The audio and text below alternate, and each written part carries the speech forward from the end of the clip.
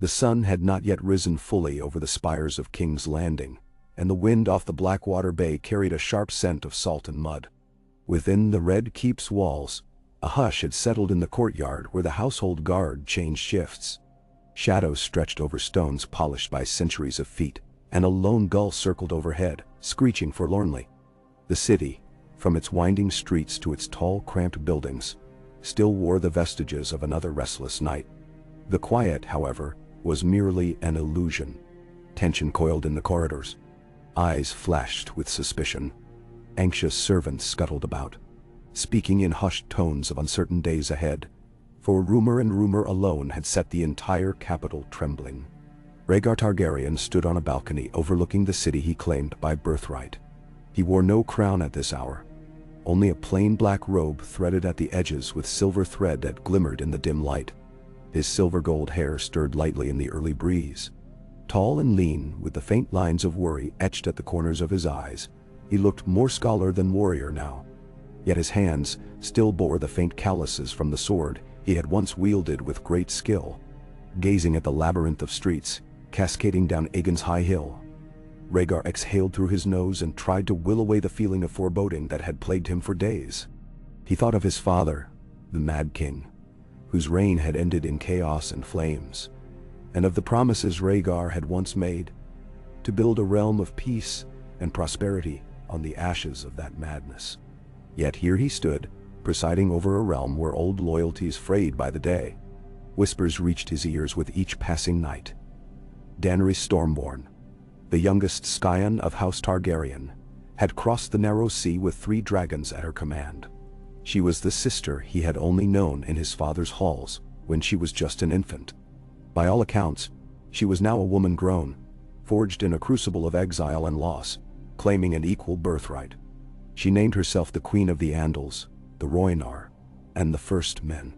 She would not bow to Rhaegar. She intended to claim the Iron Throne as her own. He turned away from the railing, stepping into the solar. The stained glass windows in the chamber depicted Targaryen heraldry and scenes of past conquests, bathed in early morning gold. A single candle still flickered on a wooden table, where a spread of parchment lay littered with half-scribbled notes. Maps showed the coastline of Essos, dotted with small tokens representing fleets and rumored allies. Reports hinted that Daenerys had formed alliances with sellsword companies, freed slaves in Slaver's Bay, and now commanded a devoted army. Many of them revered her as Misa, a liberator, while Westeros wondered if she was conqueror or savior, or both. Rhaegar ran his fingertips across the map, tracing the route from Meereen across the sea.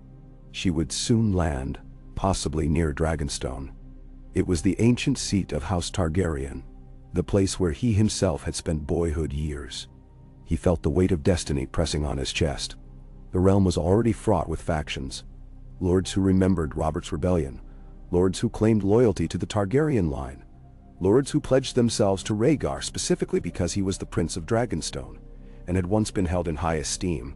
Now some whispered that this Daenerys, once powerless and adrift, had more of the old Targaryen fire than even Rhaegar himself possessed.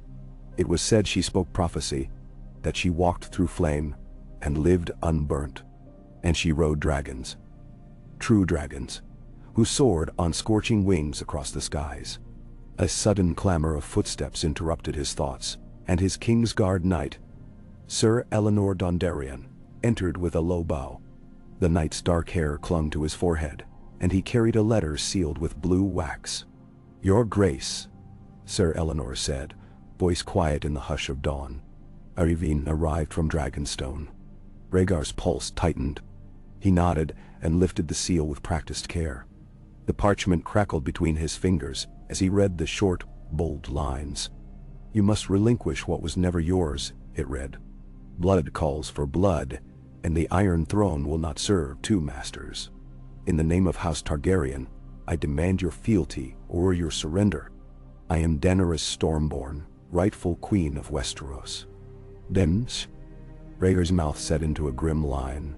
Sir Eleanor waited in respectful silence. He knew better than to speak too soon. Rhaegar looked up, finally. "Summon the council," he said. "We cannot ignore this threat any longer." The knight bowed once more and strode out.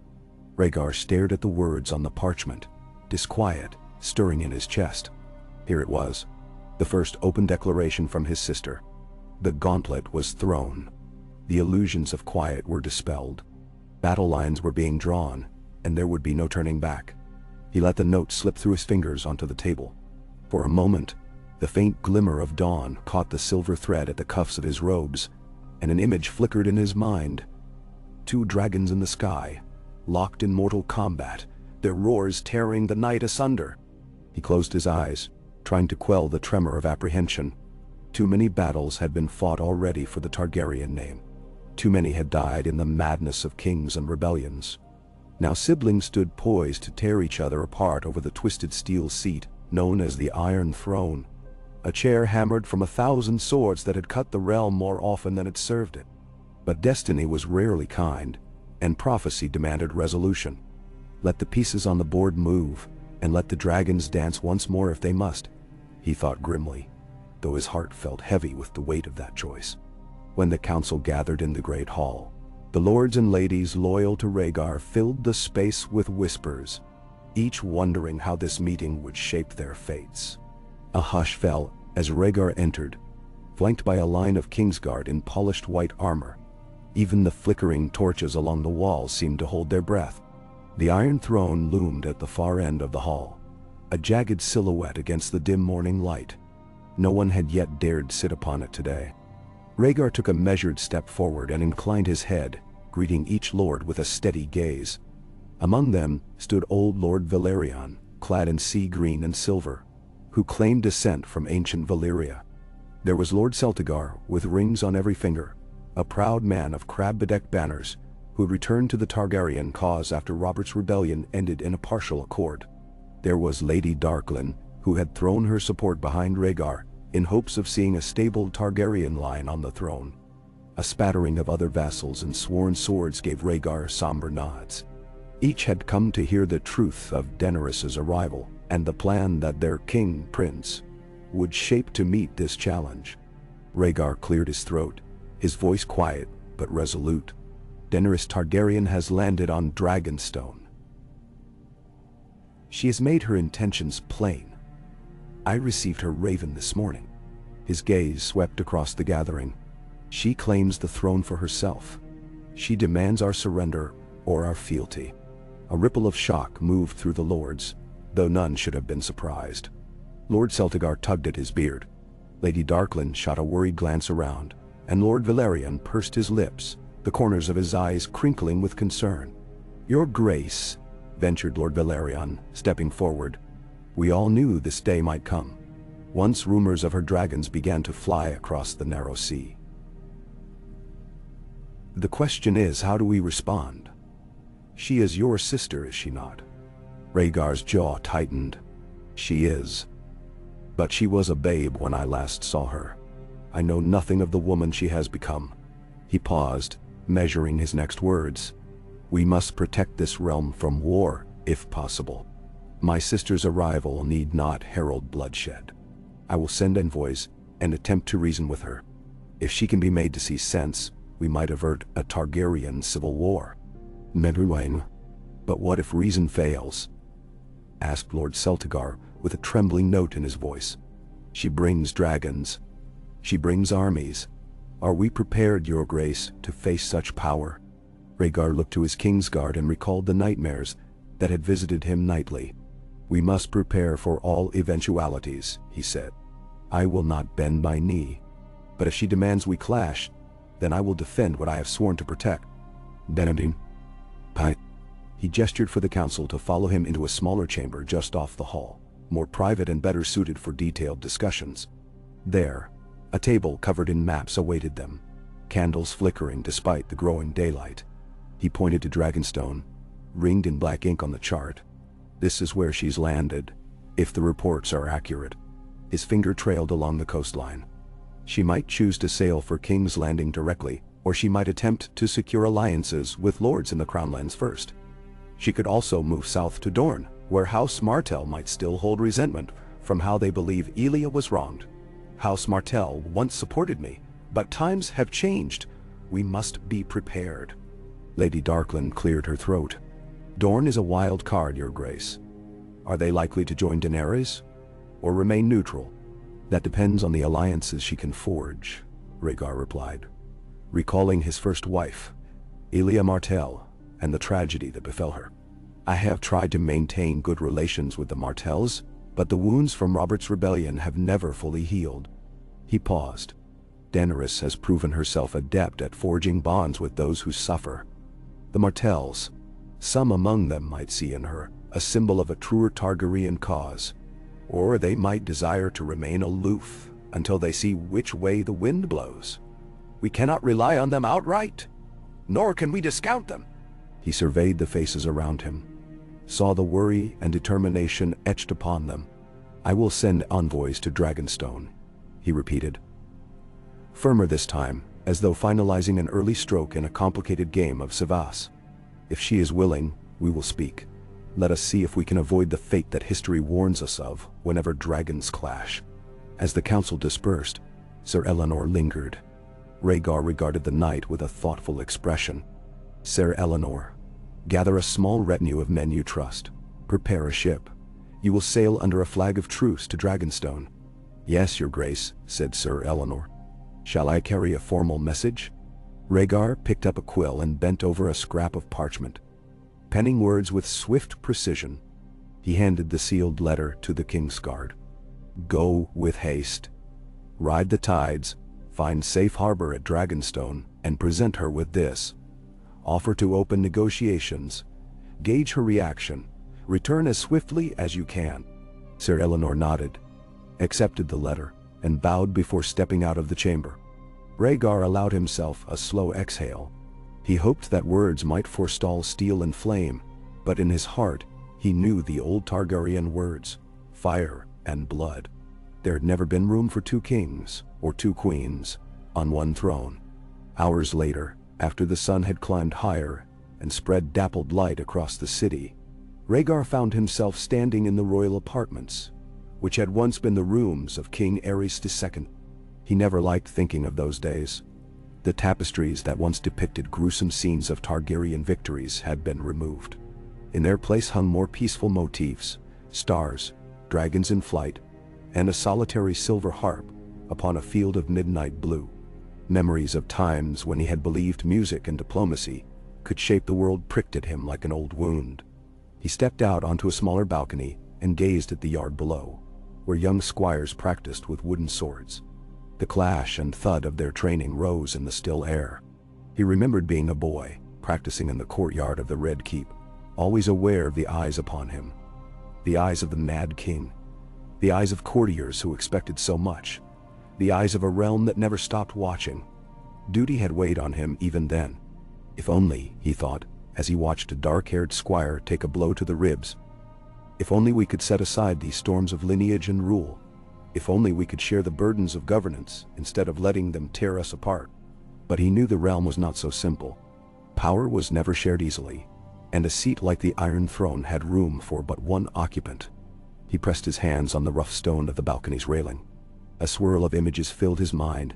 Daenerys, a child once, now riding dragons across the sky. Rhaegar's own children, hidden away for their protection. The threat of a renewed war. His eldest boy had survived the turmoil of years past, and Rhaegar had sworn to keep him safe from the bloodshed that had scarred House Targaryen. Now, though, the possibility of war in the capital threatened everything once again. That night, King's Landing's skyline glowed with orange torchlight. Lanterns bobbed like fireflies in the harbor, and a hush seemed to wrap itself around the city's walls. Rhaegar dined alone, picking at a roasted pheasant that turned to dust in his mouth. Outside, he could hear the distant bells clanging the hour. He listened for any rumor, any sign that Daenerys had already made a move. But the only tidings were the quiet of a city, caught between uneasy slumber and a dread of what dawn might bring. Meanwhile, across the narrow sea on Dragonstone, Daenerys Stormborn stood upon the windswept battlements of her ancestral home. The castle jutted out against the sea like a living black fortress of volcanic stone. The sky churned with silver clouds, moonlight dancing across the waves. She was not alone. Her 3 dragons soared overhead. Drogon, black as the night itself, with red frills, was the largest and most fearsome.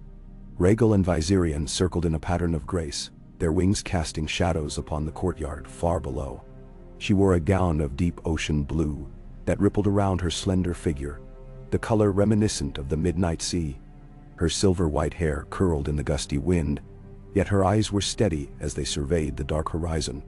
She felt the ancient power of Targaryen blood flowing in her veins, a certainty that she was destined for greatness. Her past had been trial after trial, forging her spirit in the crucible of loss. Her father's madness had destroyed their house. Her mother died bringing her into the world, and her brother scattered like ashes on the wind. Now, at long last, she had returned to the place of her birth, not as a fearful child, but as a conqueror. Ser Jorah Mormont stood beside her, beard flecked with silver from years of exile and loyalty. "A raven arrived from King's Landing, Your Grace," he said, holding out a piece of parchment. "It bears Prince Rhaegar's seal." "King Rhaegar," she corrected softly. The corner of her mouth tensed. "That is what they call him, is it not?" Ser Jorah bowed his head. "Yes, Your Grace." She took the parchment and read Rhaegar's words by the flickering lantern that hung from the battlements. The message was a plea for peace, a call for negotiations, a promise to find a way forward without bloodshed. She let out a slow breath. She could almost imagine him as he wrote it. Wise, contemplative Rhaegar, the brother of legend who had once been lauded for his honor and skill. She had heard the stories whispered in Essos, that Rhaegar fought valiantly in the rebellion, that he tried to end their father's tyranny before it consumed the realm. But history was muddied. She had never heard the truth of who Rhaegar truly was. Now, all that mattered was that he sat upon the throne that her father once occupied, and she meant to reclaim it. "What will you do, Your Grace?" Ser Jorah asked. "Shall we invite his envoys? Will you speak with them?" Mendergao. Daenerys raised her gaze to the dragons overhead. Their roars vibrated through the air. She felt her heart drum against her ribs, as though in time with Drogon's beating wings.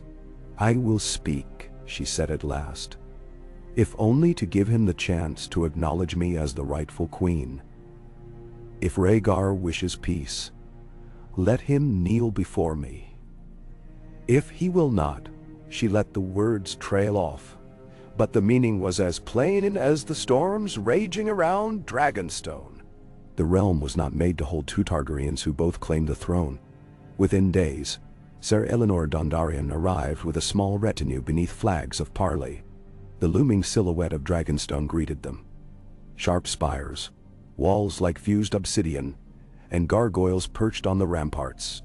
Rain slicked the stone steps as they made their cautious approach, led inside by unsullied guards who marched with perfect discipline. The grand hall of Dragonstone was ablaze with torches, and the heat of it reminded Ser Eleanor of the tales about Targaryens and their affinity for fire. Daenerys awaited them on a high seat, fashioned of dark wood carved with dragons. The faint hiss of the wind through the hall mingled with the crackle of burning logs in the braziers. Ser Eleanor bowed low, presenting Rhaegar's sealed message. She observed him with a cool, regal poise, her face betraying little emotion. Behind her, Grey Worm, commander of the Unsullied, stood at attention, while Missandei of Ne quietly translated for a Dothraki bloodrider who lingered near a pillar, curious about these Westerosi nights. Ser Jorah hovered at Daenerys' side, arms crossed. Daenerys broke the seal and read Rhaegar's letter. Silence fell in the hall. Her eyes flickered, and she passed the parchment to Missandei, who read it with careful attentiveness. At last, Daenerys lifted her gaze to Ser Eleanor. "Tell your king," she said, "that I am willing to speak with him, provided he recognizes my rightful claim. I am the last-born of Aerys and Rhaella, and I alone carry the fires of old Valyria. I have freed slaves across the sea. I have broken chains, I have conquered armies. My dragons have returned to Westeros, and I will not be denied. If he seeks peace, let him come to Dragonstone, kneel, and place his crown before me. In return, I will spare his life and recognize him as my ally. House Targaryen need not be divided if he submits to the rightful queen." The Sir Eleanor chose his words carefully. Your Grace, Rhaegar, my king. He wishes only to avoid bloodshed, to find a harmony for the good of the realm.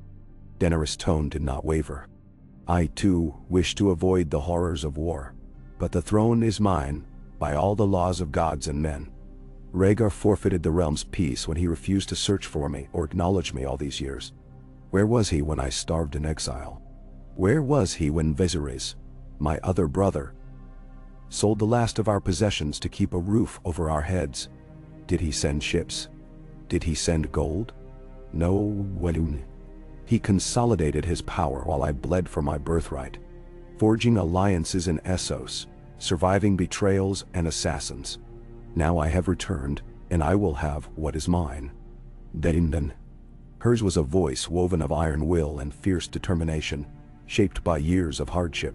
Sir Eleanor felt a chill that no brazier could dispel. He bowed once more. I will bring your words to him, your grace. Before he left, she rose from her seat and stepped closer, her expression grave. Tell Rhaegar, I do not wish to burn King's Landing. I have no desire to be Queen of the Ashes. But make it clear, if he resists, I will bring fire and blood until every city in Westeros knows the Targaryen name once again.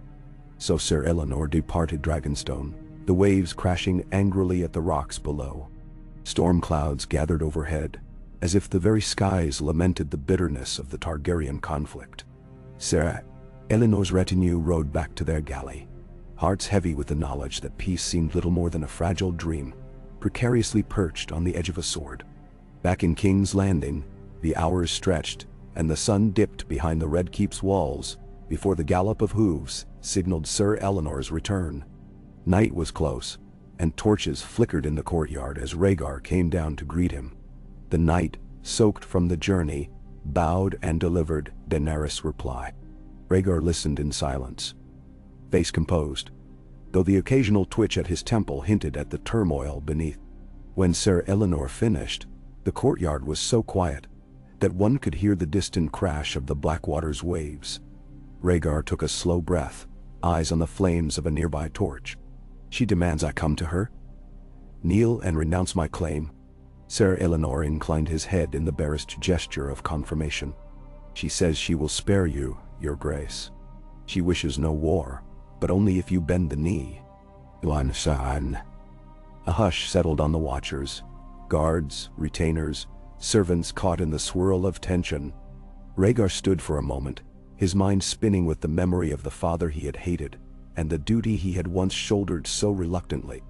1,000 images of the realm's people rose in his thoughts, from the small folk in the streets to the proud knights who had pledged their swords. Could he possibly bend? Could he walk away from a throne he had worked so hard to heal from the scars of tyranny and rebellion? Could he place it all in the hands of a sister he barely knew, no matter her claim?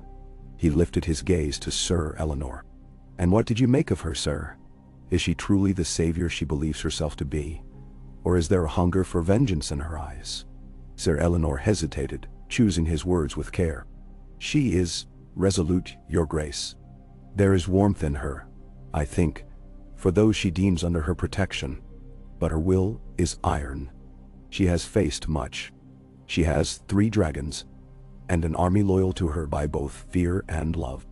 I believe she wants the good of this land, but she will not be swayed from her path. She believes the throne is hers.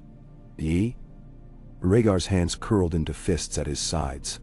I cannot kneel to her, he said softly, a tremor of regret in his tone. I have made vows to these people, to guard them from tyranny and madness. She might be my sister, but I cannot yield my birthright in this way. If she truly knew me, she would realize I pose no threat to her aside from the throne itself. But that is everything, is it not? Sir Eleanor bowed his head. What would you have us do, your grace? Rhaegar turned his gaze to the Red Keep's ramparts, where a few distant figures patrolled. He thought of the last great conflict that had ravaged these walls, the blood that had run in the streets, the betrayal that had nearly ended House Targaryen forever. Now, the possibility of a second dance of dragons loomed. We will prepare our defenses, he said at last, voice steady. But I will send one more letter. A final plea, not as king to usurper, but as brother to sister. If she spurns it, we march. Nay, now. The letter was penned that same night, sealed with the three-headed dragon of House Targaryen in black wax. In it, Rhaegar wrote of his hopes to preserve their house from further destruction, to rule side by side, or find an accord that would let them unite the Seven Kingdoms without another civil war. He offered a meeting on neutral ground, perhaps at a location outside the city or even on Dragonstone itself, if it would grant her peace of mind. But in plain words, he refused to surrender the throne he had inherited in the ashes of their father's reign. Days passed as the letter traveled to Dragonstone, and tension wrapped King's Landing in a stranglehold. Whispers spread in every market stall and tavern. The Silver Queen had come with dragons.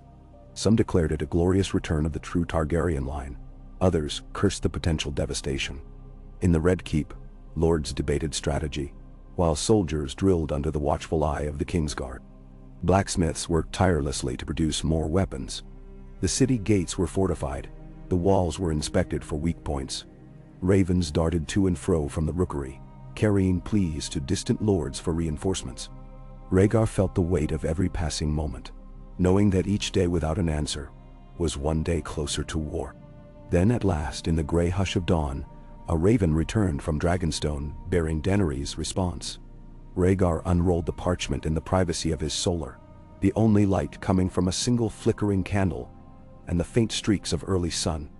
His eyes scanned the lines, heart pounding at each word. I will not meet you save on the field of battle. My blood demands my birthright. You speak of unity, but you cling to a throne built on the bones of our father's madness, while I was left to wander, unprotected, across the sea. My dragons were born in fire, and now they come for their destiny. Prepare yourself, brother. Our next words will be spoken by steel and flame. He closed his eyes. A tremor passed through him. He had fought Robert's rebellion, survived the downfall of the Mad King, and struggled to rebuild trust in House Targaryen. But now, with Daenerys poised to strike, he could almost hear the war drums echoing from Dragonstone's shores. The city, too, felt this foreboding. A hush of dread hovered above it like a thundercloud, ready to unleash a storm of blood and chaos. A single tear slipped from the corner of his eye, though he made no sound. He mourned the sister he barely had a chance to know, the father who had lost himself to madness, the mother who had died bringing Daenerys into the world. All of the broken bonds of their house came crashing down upon his shoulders. Yet he was king, and a king must be strong. He lit the parchment's edge on the candle's flame and watched as it curled into blackness, the words turning to ash in his hands. If the next words between them would indeed be spoken in violence, he could only prepare and pray that somehow the realm would endure. Outside, the city stirred awake, oblivious to the finality of that written declaration. In a few short days, or weeks at most, Daenerys' forces would likely make landfall near the Crownlands. Or perhaps an alliance with Dorne or the Stormlands might shift the tides. War had a way of moving swiftly once the die was cast. In the Red Keep's courtyard, Rhaegar called forth his Kingsguard and principal lords. The sun rose red over the city, staining the sky with ominous color. Horses nickered in the stables, and soldiers formed ranks. Some eyes shone with determination, others with fear. "My lords, my knights," Rhaegar began, raising his voice to ensure all could hear. "We have endeavored to avert war, but it seems fate is set against us. Daenerys Targaryen will come for the throne, and she brings dragons. We must defend King's Landing, defend the people who trust in us. I will not permit the realm to burn again. We shall strengthen the walls, muster our forces, and send ravens to every corner of the land, seeking loyal bannermen. I will not force the small folk to remain in harm's way. Let those who fear the dragon's fire be evacuated from the outlying villages. We must hold the city until we can find a resolution. But if she attempts to take King's Landing by force, she will find us ready." Natutrel? He saw no cheers. He did not expect any. There was only the quiet acceptance of men and women who understood that the burdens of war had come to rest on their shoulders once more.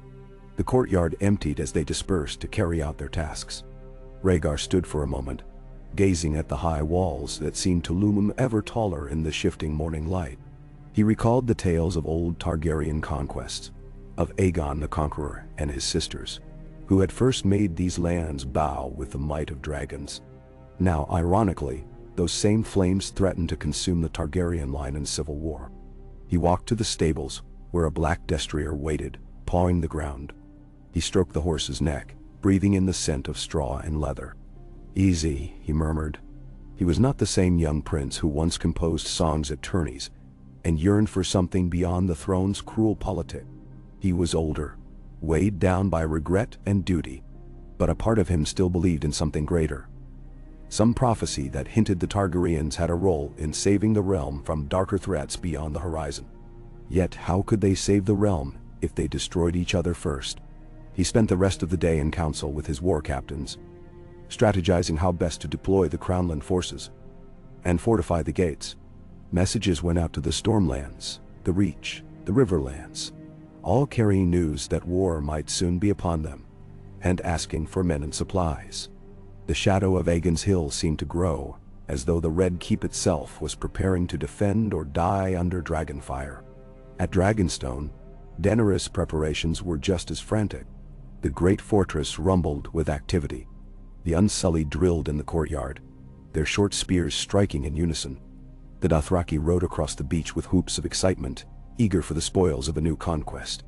Grey Worm coordinated guard rotations, while Missandei handled a stream of ravens. And above them, all circled the dragons. Drogon, Viserion, Rhaegal, flapping powerful wings that stirred the roiling clouds. Daenerys oversaw it all, standing on a parapet with the salt wind tugging at her braid. Her heart throbbed with a mix of anticipation and sorrow. She did not want to kill Rhaegar. Something in her yearned for a blood tie that might offer comfort after so many years alone. But she could not yield. Her father was dead, and so was the brother who had tormented her. The only family she had left was the one who sat on the throne she believed hers. The realm did not have room for them both. As she watched Drogon soar across the stormy sky, she silently vowed that if blood must be spilled, it would not be her own. She would triumph, or she would die trying. Night fell over Dragonstone, and the sea raged against the rocks below, while Daenerys knelt by a brazier in her private chamber. Its flames danced, illuminating her thoughtful gaze. She recalled the house words, fire and blood. Though she did not relish destruction, the scent of ash was all she had ever known. Her earliest memories were shaped by the downfall of a dynasty. Now she would restore it, even if it meant scorching the seat of her ancestors to cleanse it of any pretense that Rhaegar was the rightful occupant. On the same night in King's Landing, Rhaegar paced the length of the royal solar. Outside, the city lights glimmered like fallen stars. He paused to stare into a mirror, seeing the lines that care had etched on his face. Would Daenerys see him as another tyrant? Would the realm? He whispered a quiet vow to the shadows. "I will protect them, even if it means I must stand against my own kin." So the final days of calm slipped away, marked by quiet dread and restless preparations. Ships sailed under cover of darkness, scouting for signs of a Targaryen fleet. Armies began to gather in the Crownlands, raising the dragon banner of King Rhaegar Dada. And on Dragonstone, Daenerys assembled her host and prepared to cross to the mainland. The two heads of the dragon, siblings in blood and birthright, readied themselves for a conflict that would shake the Seven Kingdoms to its core. Somewhere in the distance, a drum beat. The wind carried the faint roar of a dragon. The realm held its breath, waiting for the storm of war to break. The Iron Throne stood as it always had, cold and unyielding, a testament to centuries of conquest and ambition. It would welcome a new victor soon enough, no matter the cost in blood. Iauke. Night cast its shroud over King's Landing, filling the Red Keep's corridors with a hush that felt almost unnatural. Even the guards stationed at intervals along the walls spoke in low murmurs if they spoke at all. Torchlight glowed against the stone, flickering across banners still bearing the three-headed dragon of House Targaryen. The city outside had retreated behind locked doors, uncertain and afraid. In the taverns, whispers multiplied. Daenerys Stormborn might arrive any day now, and none could say what manner of destruction might accompany her dragons. Despite the tension, the city had a bizarre, suspended quality, as though the realm itself were drawing one long, collective breath before plunging into chaos.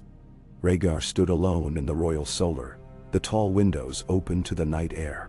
A single candle lit the table where he pored over letters and reports from across the 7 kingdoms.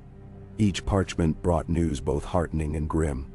The Crownlands had largely rallied to him, as had many of the lords in the Reach, their sense of duty heightened by the knowledge that a Targaryen civil war threatened to boil over.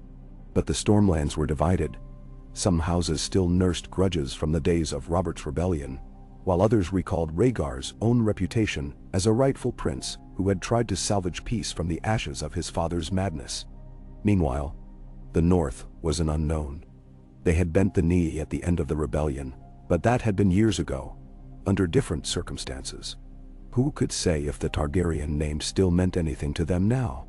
A rustle of silk behind him announced the arrival of Princess Elia's daughter, Rhaegar's child, not more than a girl of 8 and 10.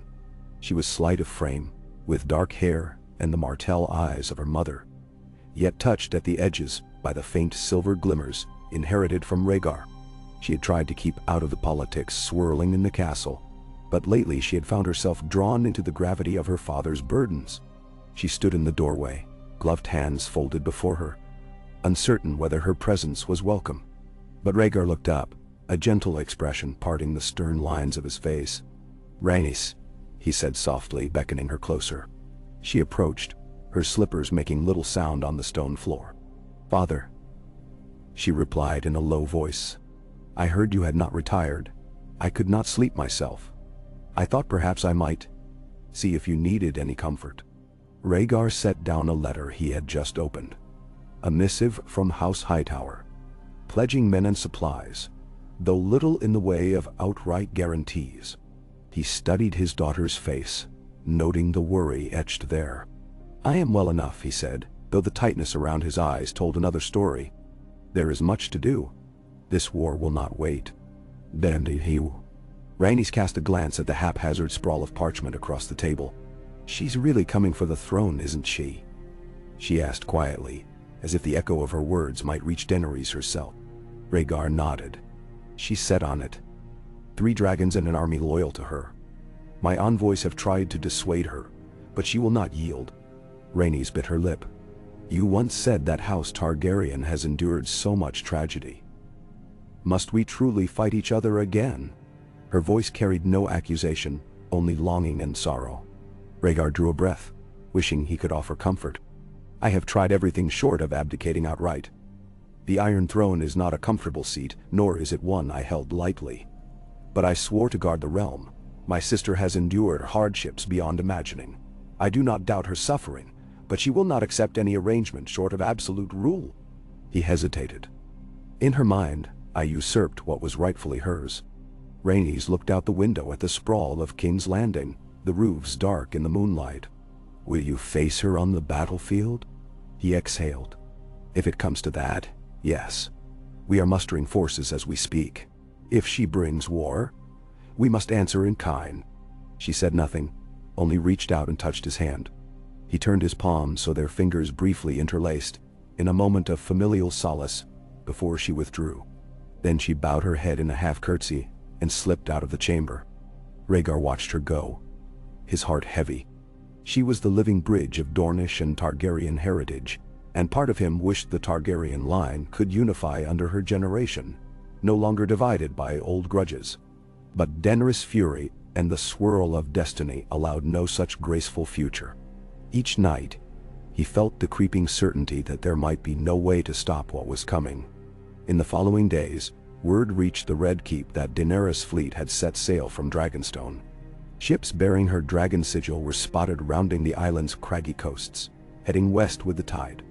Rumors claimed she might land near Rosby or Duskendale, or possibly even sail south to treat with Dorne before moving on King's Landing. Each rumor carried the tang of panic, and watchers along the Crownlands shoreline signaled frantically whenever a sail appeared on the horizon. Rhaegar summoned his war council. They gathered in the torchlit hall, surrounding a massive table upon which maps of Westeros were pinned. Lords from houses Valyrian, Celtigar, and Massey stood grim-faced, while the crown's generals muttered about strategies and watchful waiting. The King's Guard, led by Sir Eleanor Dondarrion, stood at silent attention, shining in their white cloaks.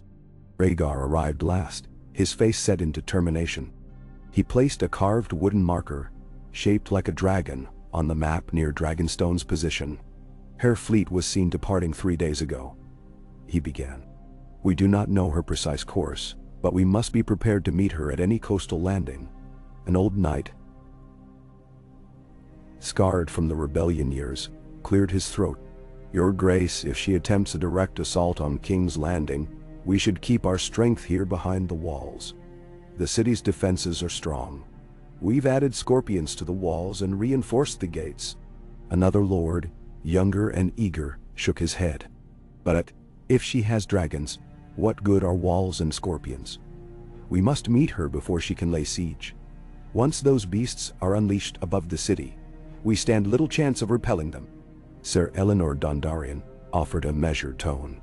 "The scorpions might at least wound a dragon if it flies too close. It's not hopeless, but we must be tactically sound. If Daenerys chooses to land her forces south of the city, we can very well let her rally more support from the Stormlands or from Dorne. We must be ready to strike swiftly." Rhaegar stood quietly, absorbing their words. He looked around the table. "I will lead the main host," he said at length. "We will hold King's Landing with enough men to repel an assault. But the bulk of our strength should be prepared to march out at a moment's notice. We cannot allow her to roam freely across the Crownlands, burning or conquering. If she seeks to meet us in open battle, so be it. We will not cower behind these walls unless we must." The lords exchanged uneasy glances, but no one dared question his resolve. Rhaegar had proven himself a capable commander before, albeit in a war that ended in sorrow. Now, older and tempered by regret, he radiated a calm that steadied those who looked to him for leadership. Thus, the city prepared for war.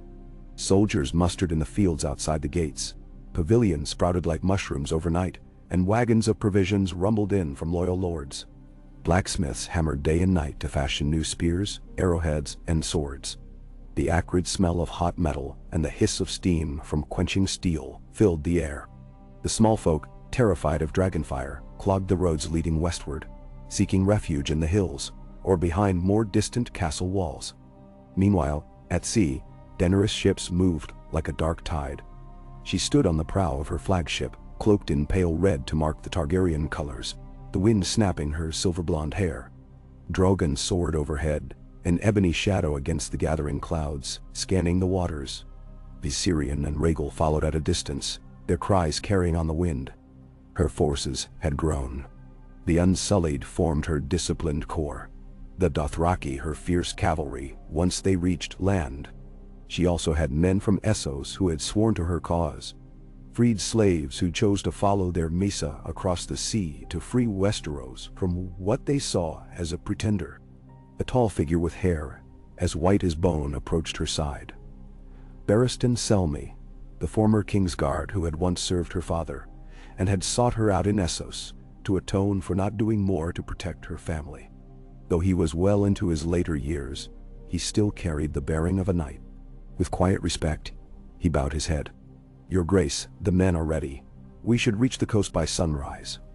Which port do you wish to make for our initial landing?" Daenerys studied the coastline that lay faintly on the horizon. "We'll sail for the mouth of the Wendwater," she decided, pointing to a location near Duskendale. "From there, it's a march to King's Landing. We'll move quickly, claim a strategic foothold. If Rhaegar means to stand against me, he will be forced to meet me where I choose. I will not allow him time to gather all the realm against us." Barristan nodded. Rhaegar was known for his skill at arms and his command on the battlefield. "Be cautious, my queen. Though he may not be the tyrant your father was, he is no simple foe." She turned her gaze toward him, her expression inscrutable. "I have endured slave masters, usurpers, and entire cities that sought to break me. I do not doubt Rhaegar's courage or his skill, But this throne belongs to me. I'll face him if I must, and my dragons will remind the seven kingdoms who truly carries the blood of the dragon." Barristan offered a small bow, stepping away to oversee the final preparations. Daenerys remained at the prow, the salt spray on her face, her heart drumming with anticipation. In her mind's eye, she saw the Iron Throne glinting in the half-light of the Red Keep, a twisted sprawl of swords. She imagined herself seated upon it, felt the metal beneath her touch, and steeled herself for what might come. However many men Rhaegar commanded, no matter how high the city walls, her dragons were the living weapons of old Valyria.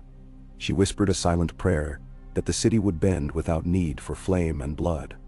But her prayer was laced with the knowledge that such hopes were seldom answered. When dawn broke, her fleet drew close to shore. Fog clung to the water, curling around the hulls of the ships in ghostly tendrils. Dothraki riders, uneasy on the ships during the crossing, now looked eager to find their feet on solid ground. The Unsullied stood at the ready, faces impassive beneath their helmets. Daenerys ordered the landing craft lowered, and so began swift and organized disembarkation. Drogon banked overhead, roaring a challenge to anyone who might dare oppose them on the beach. Fisherfolk and villagers along that stretch of coast took one look at the black sails and the screeching dragons and fled inland. The confusion allowed Daenerys' forces to establish a rudimentary beachhead with ease. Tents rose, scouts were dispatched, and her entire host spilled onto Westerosi soil. Finally, a return to the homeland she'd been denied since birth. Within hours, word of her landing reached King's Landing like a thunderbolt. Messengers on exhausted horses tore through the city gates, shouting that Daenerys' dragons were unleashed near Duskendale. Horns sounded in the streets, summoning men to arms. People rushed to gather belongings, fearful that the capital might soon burn. On the city's outskirts, Rhaegar's gathered army stirred into frenetic action. Armor was donned, swords strapped to belts, and war horses readied. Rhaegar emerged from his command pavilion, wearing plate armor of black steel chased with silver. The three-headed dragon crest glinted on his breastplate. His silver-gold hair was pulled back, and his gray eyes shone with controlled purpose. He addressed the assembled knights and soldiers. "Daenerys Targaryen has landed. She comes with dragons and an army. You stand beside me to defend this city, its people, and indeed the seven kingdoms from a tide of war that could drown us all. I will ride to meet her. Those who remain will guard King's Landing. We are Targaryens, and we do not fear the storm." His words reverberated through the host. Although many felt fear at the thought of dragons scorching the battlefield, there was a certain fortitude in their king's presence. They respected him for the hardships he'd weathered, the calm he had shown in times of crisis. As Rhaegar swung onto a tall black charger, the men let out a roar of approval, brandishing swords and spears. The gates yawned open, and the first regiments began to pour out of the city in a river of steel. Among them rode Sir Eleanor Dondarrion, clad in the white cloak of the King's Guard, his face grave. Beside him were other knights in armor reflecting the morning sun. They would accompany Rhaegar to the front, to ride under the Targaryen dragon banner, though their foe, tragically, also carried the sigil of the three-headed dragon. The watchers on the city walls whispered that it was an ill omen to see two Targaryen banners in open conflict, but they stood silent as the column passed by, stirring the dust on the roads. Meanwhile, Daenerys wasted no time. Once her entire force had landed, she set a swift march inland, moving with the discipline of the Unsullied and the wild fervor of the Dothraki. Villages in her path found themselves faced with a silver-haired queen astride a white mare, flanked by warriors from across the sea. While some cowered in terror, others found a curious fascination with the queen who called herself the Breaker of Chains. She had Missandei proclaim in common tongue that she did not come to harm the small folk. She wanted the throne to bring justice, not to rain devastation. But if they opposed her, then the dragons would show no mercy. Many villagers knelt to her on the spot, or else fled, hoping to avoid the storm altogether. She camped that night near the remains of an old watchtower, pitching her own royal pavilion. A giant brazier burned outside, casting dancing flames into the darkness. Drogon and his siblings roosted on a nearby rocky outcrop, their silhouettes stark against the moonlit sky. Inside the pavilion, Daenerys consulted with her captains. Grey Worm, Barristan Selmy, Ser Jorah Mormont, and a Dothraki Khal, who had followed her from Essos. They crouched around a map, marking the roads leading south and west, the best vantage points from which to approach King's Landing. Barristan traced a route with a leather-gloved finger. If we continue forward at this pace, we'll reach the city outskirts in about 3 days. Rhaegar's host could meet us even sooner, if he marches to intercept us. Grey Worm's expression was stoic. Unsullied are ready, my queen. If we meet them on the field, we will form the center. Dothraki can strike the flanks. Your dragons will ensure victory. Ser Jorah inclined his head. Yet we must be wary. Even dragons can be felled by a well-placed spear or scorpion bolt. A single misstep, and we risk losing everything. Nemesabi. Daenerys scanned their faces. Rhaegar will not be easy prey. But I have not come this far to shrink from the challenge. Let him muster his knights. Our might is greater. My father's madness cost us the throne, but we shall reclaim it for a new Targaryen dawn. Her captain saluted, and soon the command tent emptied. Daenerys remained alone for a moment, breathing in the cool night air, remembering the roads she'd traveled since she was a frightened girl in Pentos, sold by her brother's ambitions. Now, she commanded armies and dragons. She had broken chains in Slaver's Bay, toppled tyrants who thought themselves invincible. Part of her wondered what Rhaegar thought of her. Did he see her as an upstart child? Would he flinch to discover that she too carried the unbreakable spirit of House Targaryen? Morning dawned with the smell of dew on grass, and Daenerys' host continued its march. Scouts rode ahead to watch for any sign of Rhaegar's columns. The countryside seemed to hold its breath. Even the wind that ruffled the fields of wheat carried an electric sense of foreboding. Small folk on distant farms gazed up in awe at the shapes of dragons circling overhead, brilliant against the blue sky.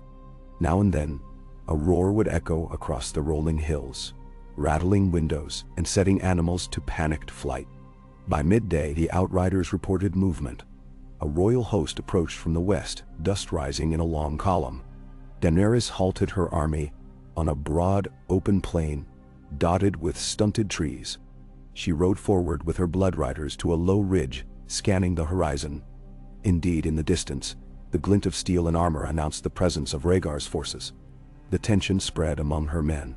The Unsullied formed into perfect ranks, their spears bristling like a hedgehog. The Dothraki galloped about, whooping and brandishing curved arcs. Officers shouted orders, ensuring a battle line took shape. Daenerys shielded her eyes from the sun. She knew that beyond that glint of armor, Rhaegar rode. Her brother, her last living kin, a man she had never truly known. And now they were about to lead armies against one another, Targaryen banners on both sides. Her heart thrummed in her chest, but her face remained impassive. She was the mother of dragons, the breaker of chains. Fear could not master her.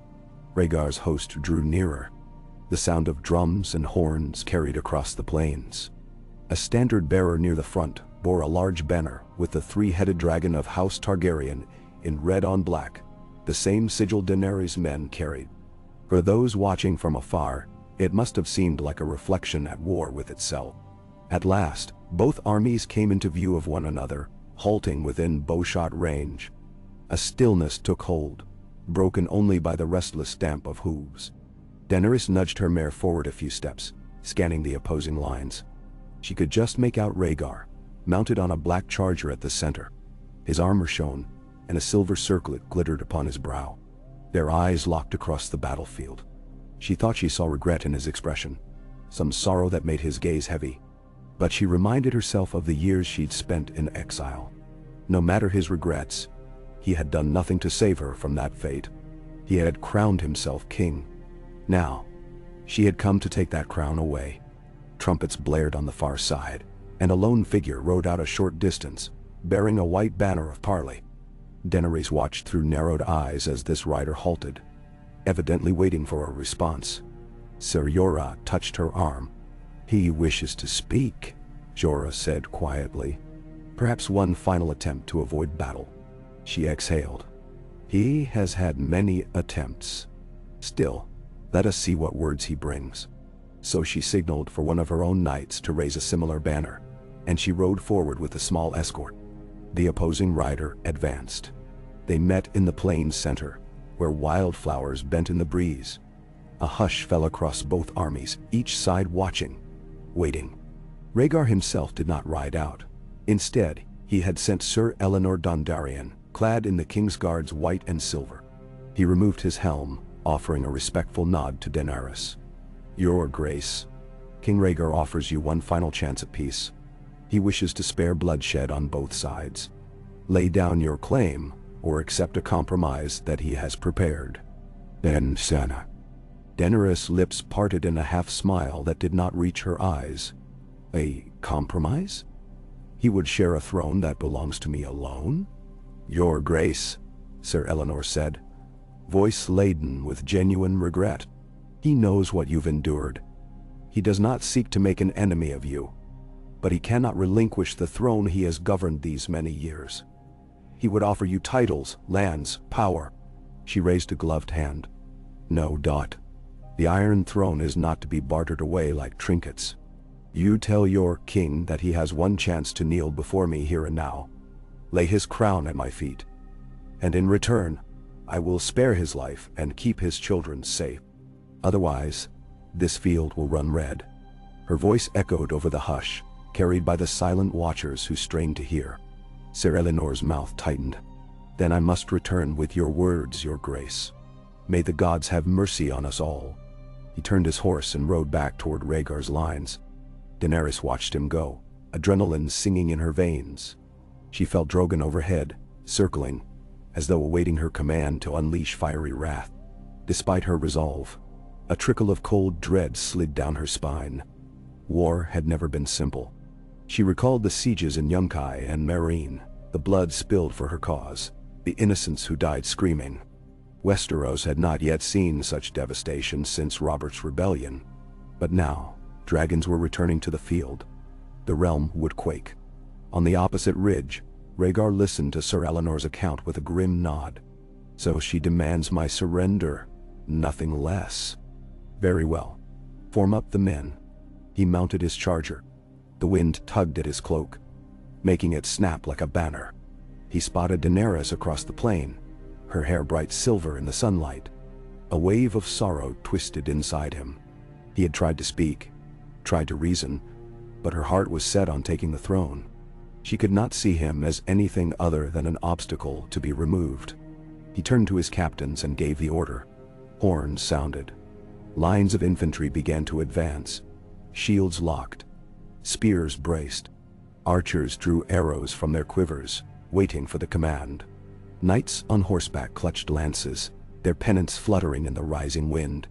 From Daenerys' host came the resounding call of war cries as the Dothraki spurred their horses, galloping with savage glee, arcs gleaming. The Unsullied moved forward in disciplined ranks, every footstep in harmony, their polished spears glinting. At the center of Daenerys' line, near her personal banner, Drogon descended, landing with a thud that shook the ground. His roar seemed to crack the sky. Viserion and Rhaegal wheeled above, their pale wings blotting out the sun. Rhaegar felt a surge of dread at the sight. The city scorpions were miles away behind the walls of King's Landing. Here, on open ground, the best they could do was rely on longbowmen and a few improvised anti-dragon ballista. He prayed it might be enough to keep the beasts at bay. Then the hush shattered. The Dothraki charged, howling, their horses kicking up clouds of dust. Horns blared on both sides. Rhaegar's infantry braced, spears angled outward. For a moment, it was as though the whole world tilted, plunging headlong into the madness of battle. With a single slash of her hand, Daenerys ordered the Unsullied to advance in disciplined ranks. Their shields locked in a deadly wall of steel. The armies met in a deafening crash. Screams and splintering shields filled the air. Men in the front ranks were thrown back by the force of the impact. Horses reared, and knights toppled from saddles. A swirl of chaos took hold as steel clashed on steel. and the swirl of dust and dirt blurred friend and foe alike. Above it all, Drogon unleashed a torrent of fire. Where the flames struck, ranks of men fell, armor melting against flesh, screams torn away by the roar of the inferno. Rhaegar's line buckled in places, men stumbling backward from the heat. Yet Rhaegar rallied his knights. He raised his sword high, spurring his charger into the fray. "For the realm," he shouted, voice echoing in the din. The knights followed, lances lowered, slamming into the flank of the Dothraki riders. Horses shrieked, Dothraki men tumbled, and the tide of savage riders faltered. Rhaegar pressed forward, his blade flashing. He held no illusions. His success might only be temporary, for above him loomed the dragons, living engines of destruction. Daenerys urged her men on from a vantage amid the Unsullied. She could see the swirling pockets of combat. Clouds of dust and smoke mingled, stinging her eyes, but she caught glimpses of the black charger bearing her brother. He cut down foes with precise strokes, always pressing deeper, and even as men fell around him, he seemed to glow with a fierce energy. In that moment, she almost saw the hero she had heard about in half-forgotten stories. But those stories were overshadowed by the reality of his claim to her throne. With a motion of her hand, she summoned Drogon to her side. The massive dragon bounded forward, scattering men like leaves. She vaulted onto his back, her heart hammering. The acrid scent of battle and blood flooded her senses. She guided the beast aloft, wings snapping. The battlefield spread beneath her like a living tapestry of carnage. Soldiers on both sides cried out as Drogon soared overhead. Arrows whizzed upward, but most fell short or bounced off the dragon's thick scales. From atop Drogon, Daenerys commanded the creature to unleash fire where Rhaegar's forces pressed hardest. The flames washed down in a tidal wave of orange and gold, incinerating entire ranks. Rhaegar watched from ground level, stomach twisting at the slaughter. He urged archers to target the dragon's neck or wings. Some archers loosed arrow after arrow, and a few struck Drogon, making him roar in fury. But the beast's hide was thick. Only a bolt from a heavier weapon stood much chance of penetrating deeply. The men on the ground cried out in dismay as Drogon swung his colossal tail, sending knights and horses flying. Yet, in the swirling chaos, one of the improvised ballista crews took aim from a slight rise in the terrain. These men had braced their weapon behind a makeshift barricade. They led the target carefully, waiting for Drogon to sweep low again. When the dragon dove to scorch another cluster of soldiers, the ballista bolt shot forth. It struck Drogon's flank, embedding itself just under the wing joint. A shriek rent the air. The dragon lurched, nearly throwing Daenerys from her saddle. She clung tight as Drogon veered away, struggling to stay aloft. Below, Rhaegar seized the opening. "Charge!" he roared, leading a wedge of knights into the nearest group of Unsullied. Their discipline was remarkable, but even the Unsullied couldn't fully brace against the sudden cavalry surge. Spears found gaps in the knights' armor, but the tide of horses forced them to fall back. The ground grew slick with blood, bodies piling where the crush was thickest. Meanwhile, Dothraki riders regrouped to sweep around Rhaegar's flanks, harrying his men. Up above, Daenerys felt Drogon losing altitude, the bolt lodged in his flesh oozing dark dragon blood. Her face contorted with both wrath and worry. She circled the battlefield once more, scanning for another vantage, but the wound was severe enough that Drogon could not hover as steadily. Rhaegal and Viserion soared overhead, each unleashing their own gouts of flame in an attempt to salvage the advantage. Entire sections of Rhaegar's host broke and fled under the assault, while some pockets fought on valiantly, refusing to surrender. For hours, the clash raged, ebbing and flowing across the plain. The sun climbed high, then sank behind a haze of smoke. Horses collapsed, screaming, their riders pinned beneath them. The stench of charred flesh spread, sickening. Shouts of "For Rhaegar" mingled with cries of "For Daenerys." All the while 2 Targaryen banners, identical save for who carried them, whipped in the scorching wind.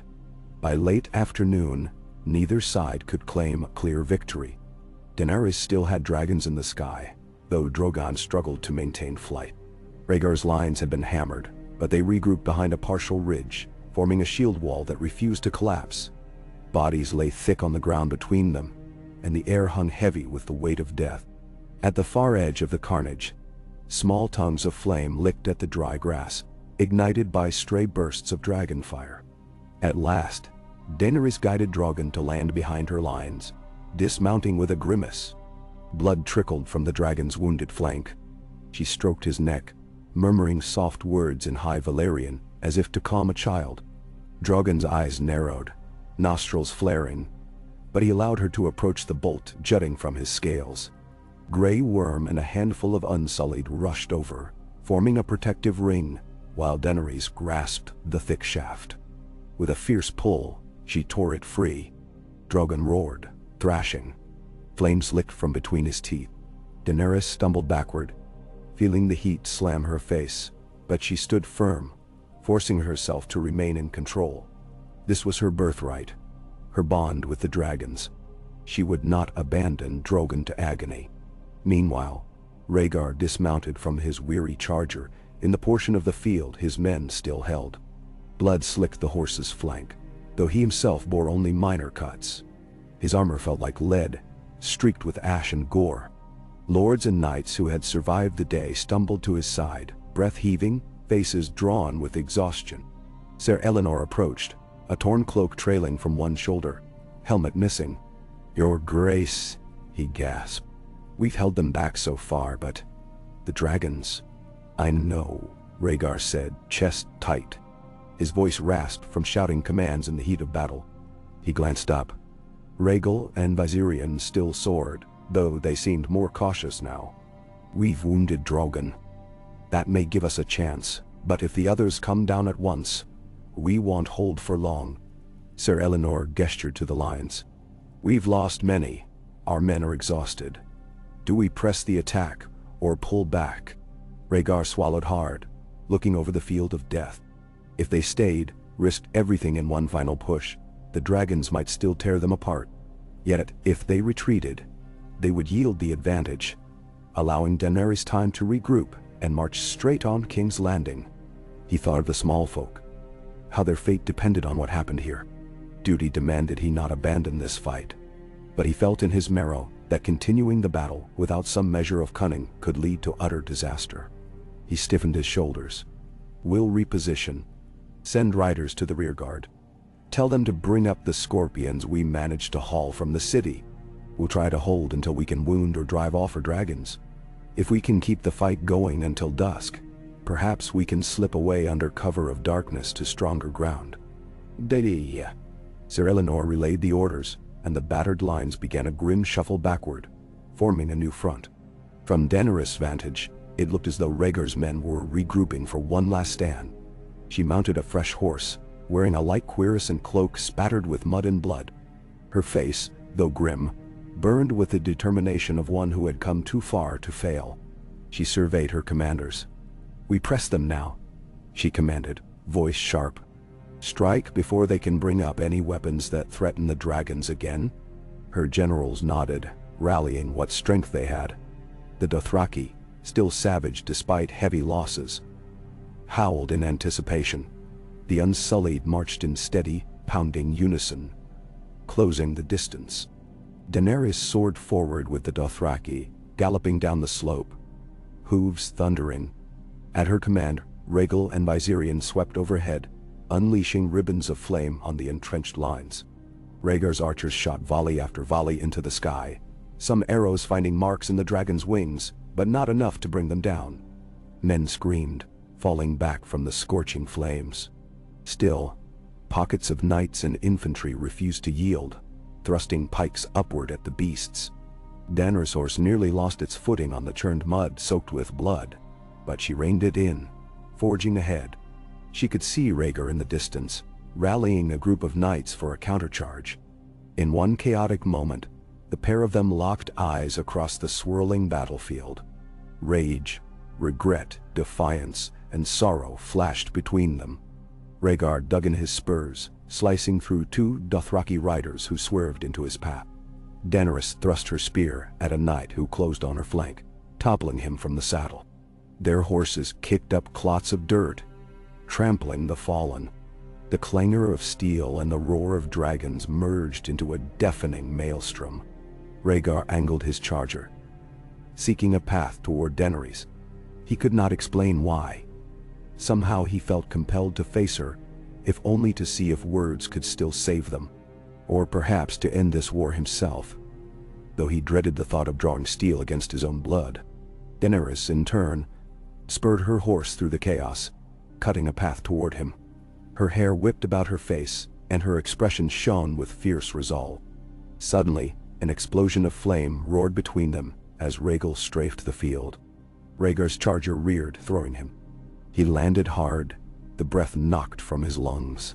His vision wavered. Somewhere in the haze, he heard men calling his name. He tasted blood where he had bitten his tongue. Rolling over, he gripped his sword, heart hammering. Another wave of heat blasted over him. He braced himself, certain the dragon's fire would consume him. But at the last moment, Rhaegar pulled up, his claws tearing into a group of archers behind Rhaegar. The creature's tail slammed into the ground, sending up a plume of dust. Dazed, Rhaegar scrambled to his feet. The clang of weapons surrounded him. Soldiers reeled, covered in soot and gore. He saw Daenerys' figure through the smoke, glimpsing only shapes. Then, with a gust of wind from beating wings, she appeared astride Drogon once more. The great black dragon landed, trembling from its wound, but still towering over the battlefield. Its eyes glowed like embers, molten with fury. Daenerys' voice rang out, carrying despite the cacophony. "Surrender, Rhaegar. Our family has been broken enough. Bend the knee now, and you and yours may yet live." He stood there, armor dented, sword hanging at his side. Smoke stung his eyes, and the stench of charred flesh clogged his throat. Around him, men on both sides lay dying or wounded beyond help. The green fields were scorched black in places. A savage testament to Targaryen might turned upon itself. Time seemed to slow as he met Daenerys' gaze. She sat upon Drogon's neck, the living embodiment of conquerors long dead, fire licking at the corners of her regal silhouette. Sorrow welled in him. Sorrow for all the lives lost. For the dream of a Targaryen restoration that did not demand civil war. For the sister he never truly knew. He thought, in that sliver of silence, about his children, about the realm he had tried to protect from further madness. He thought of the words he had once spoken in secret, that the Targaryens must unite or else be doomed to destroy themselves. And yet, here they stood, undone by that very prophecy. He lifted his sword in a shaky hand, pressing the tip to the earth in a gesture of defiance, or perhaps despair. He had no intention of kneeling, not even with dragons breathing down his neck. But he did not advance either. He simply stared at her, tears mingling with the sweat and ash on his cheeks. "Daenerys," he called out, voice torn, "if you do this, you will stain the realm in blood. Please, for the love of the people, let us end this differently." "Nanny." Her face flickered with an emotion he could not name. But behind her, Drogon snarled, wounded and enraged. Flames crackled at the edges of the beast's mouth. Daenerys looked down at Rhaegar with eyes that seemed older than her years. "I am not the one who refuses to kneel, brother. The time for mercy is all but gone." Drogon roared, and Rhaegar felt the wave of heat wash over him. He closed his eyes, bracing for flame. But something cracked across the sky. A sudden tumult of horns, shouts, the thunder of hooves. He snapped his eyes open to see riders cresting the distant rise, banners snapping in the smoky air. A fresh force had arrived on the battlefield, galloping down the slopes. Their flags bore the fiery sun of Dorne, the golden rose of Highgarden, and a scattering of other sigils. Reinforcements, drawn by the tales of war between Targaryens, had arrived to cast their lot. Daenerys twisted in her saddle, mouth falling open. She recognized the banner of Dorne at once, recalling her brother Rhaegar's ties to House Martell. Did they come to support him, or had they answered her call as the last daughter of Aerys II? The answer would decide the next phase of the battle. Rhaegar too stared in shock.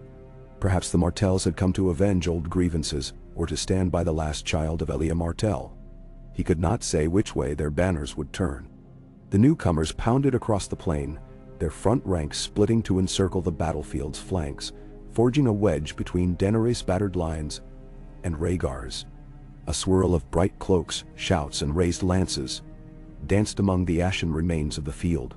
Daenerys reined Drogon around, uncertain whether to command him to burn these arrivals. Rhaegar, sword still trembling in his hand, took a step back, rejoining what little remained of his front line. A hush spread once more, alive with tension so thick it choked the air. The newly arrived forces were numerous, banners flapping in the hot wind. At their forefront sat a mounted figure dressed in the orange and red of House Martell. Dark hair spilled around bronze features, and the rider carried themselves with regal bearing.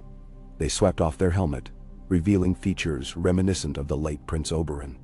Eyes keen as a hawk surveyed the carnage, flicking between Rhaegar and Daenerys atop her dragon. Moments ticked by, stretched taut as a bowstring, and then that rider guided their horse forward, stopping at a midpoint between the two battered forces. Daenerys and Rhaegar both watched, their armies too drained and shocked to resume the slaughter. The Martell banner flapped overhead, accompanied by lesser lords bearing sigils of the Reach, House Hightower, House Dane de Dai. The realm held its breath. So did the Targaryens, each wounded by the day's war, each uncertain if the next wave of conflict would devour them all. Dust settled. The sun, half hidden behind smoke, cast a blood-red glow over the ruined plain. Both Targaryens understood that this new arrival might either broker an uneasy truce or plunge them all into deeper violence. The wind carried the tang of ashes, the memory of screams. Faces on both sides dripped with sweat, exhaustion etched into every line. The dragons in the sky circled, uneasy, while Drogon crouched protectively beneath Daenerys, blood still seeping from his wound. The Martell rider lifted a hand and called out, voice firm and resonant, echoing across the devastation. "We've not come to see Targaryens butcher each other. We have come to end this madness. In the name of Elia Martell and all who have suffered, we demand a parley. Will you both lay down your arms long enough to hear reason?" For a heartbeat, neither Rhaegar nor Daenerys stirred. Both were torn between fury and a glimmer of hope. The hush pressed in, and the watchers on all sides waited for an answer. War had blazed across the field all day, and the realm now stood on the razor's edge between utter ruin and the faint possibility of a negotiated resolution. Daenerys, breathing hard atop Drogon, felt the dragon shift beneath her, his body tense. His black scales glowed faintly in the red haze, a living embodiment of Targaryen wrath. She closed her eyes for a moment, remembering the promise she had once made never to be a tyrant. She thought of the countless bodies littering the field, the wasted lives. Slowly she released her tight grip on the reins, letting her posture soften just a fraction. "I will hear them," she said at last, her voice carrying, "though I make no promises if they seek only to deny me what is mine." Across the trampled ground, Rhaegar lifted his sword, then lowered it, planting the tip in the dirt. He could barely stand from weariness, but he forced himself upright. "I too will listen," he managed. "No more men need die this day, if there is a chance to end this by words." A collective sigh passed through the battered ranks on both sides, the echo of relief tempered by exhaustion. The Martell rider exchanged nods with the lords and knights assembled around them, then advanced a few paces more. Daenerys dismounted from Drogon, allowing the dragon to snarl behind her, while Rhaegar trudged forward, leaning on a blood-smeared shield for a moment of support. Their armies parted like a wounded sea, letting the siblings come together in the wake of a day's carnage. The crows circled overhead, drawn by the stench of death. Smoke drifted across the scorched earth. Somewhere, a wounded horse screamed, answered by the groans of dying men.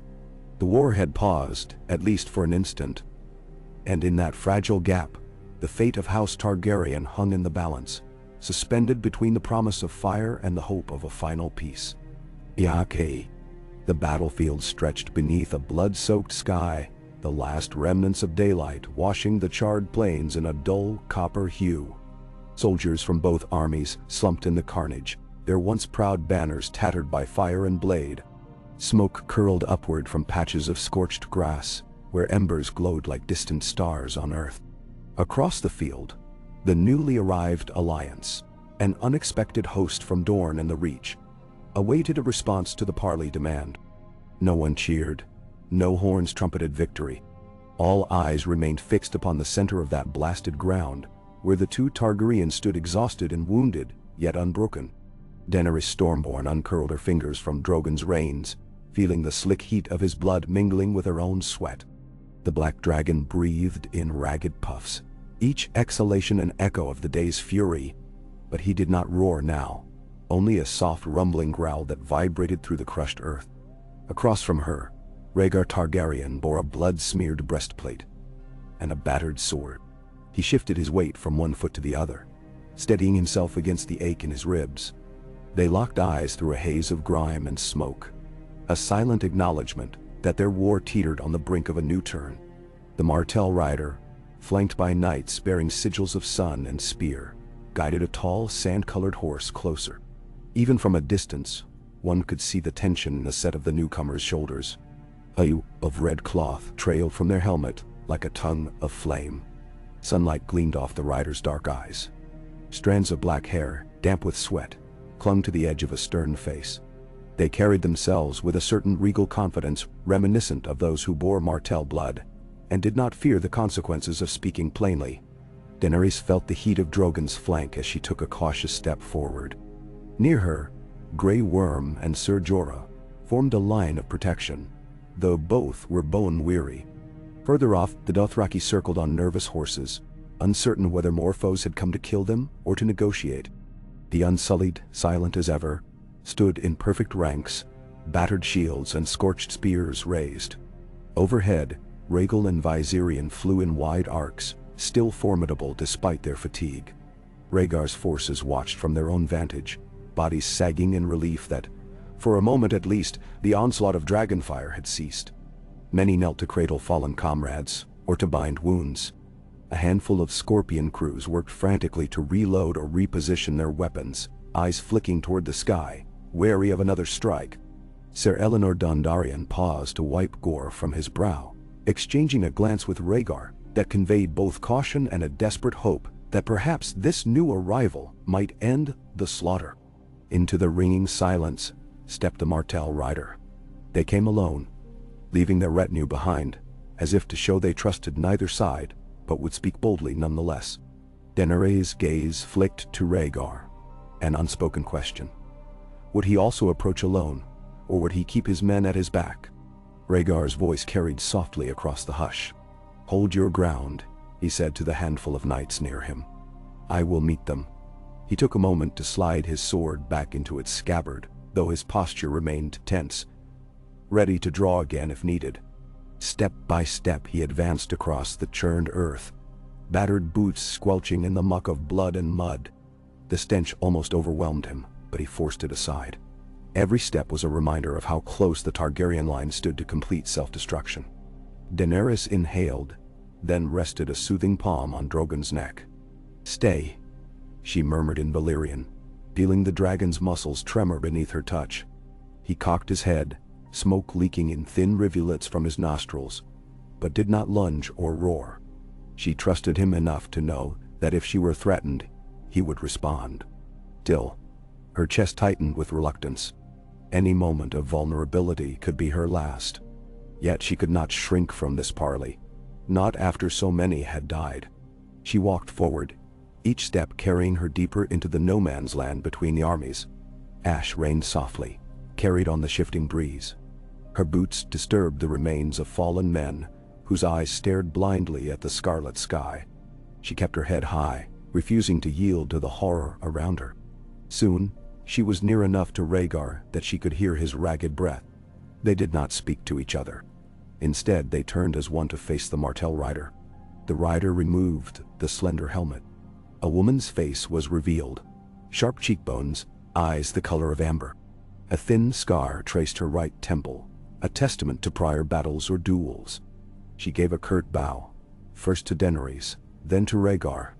Her voice was low and clear. "I am Nymeria Sand of Dorne, by the grace of Prince Doran's kin, and the old ways of House Martell. I have come because blood has spilled enough. Dorne desires an end to this madness." Rhaegar studied her features.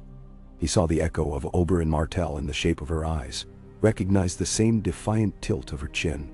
A wave of memory washed over him, of Elia, his late wife, and how the Martells had suffered after her death. "You are of Oberyn's line," he observed quietly, letting out a breath. "Another child of the Viper, grown into your own power." Nymeria Sand nodded, eyes flicking to Daenerys. "We do not come alone. The Reach also lends its voice to a settlement. Too long has Westeros bled from Targaryen feuds. First the Mad King, then Robert's Rebellion. Now this, kinslaying kin. It must stop." Daenerys lifted her chin. "This war might have been avoided if Rhaegar had not clung to the throne that was mine by right," she said, her voice carrying a taut edge. "I was left to suffer in exile. Our father's madness is not my crime, nor Rhaegar's.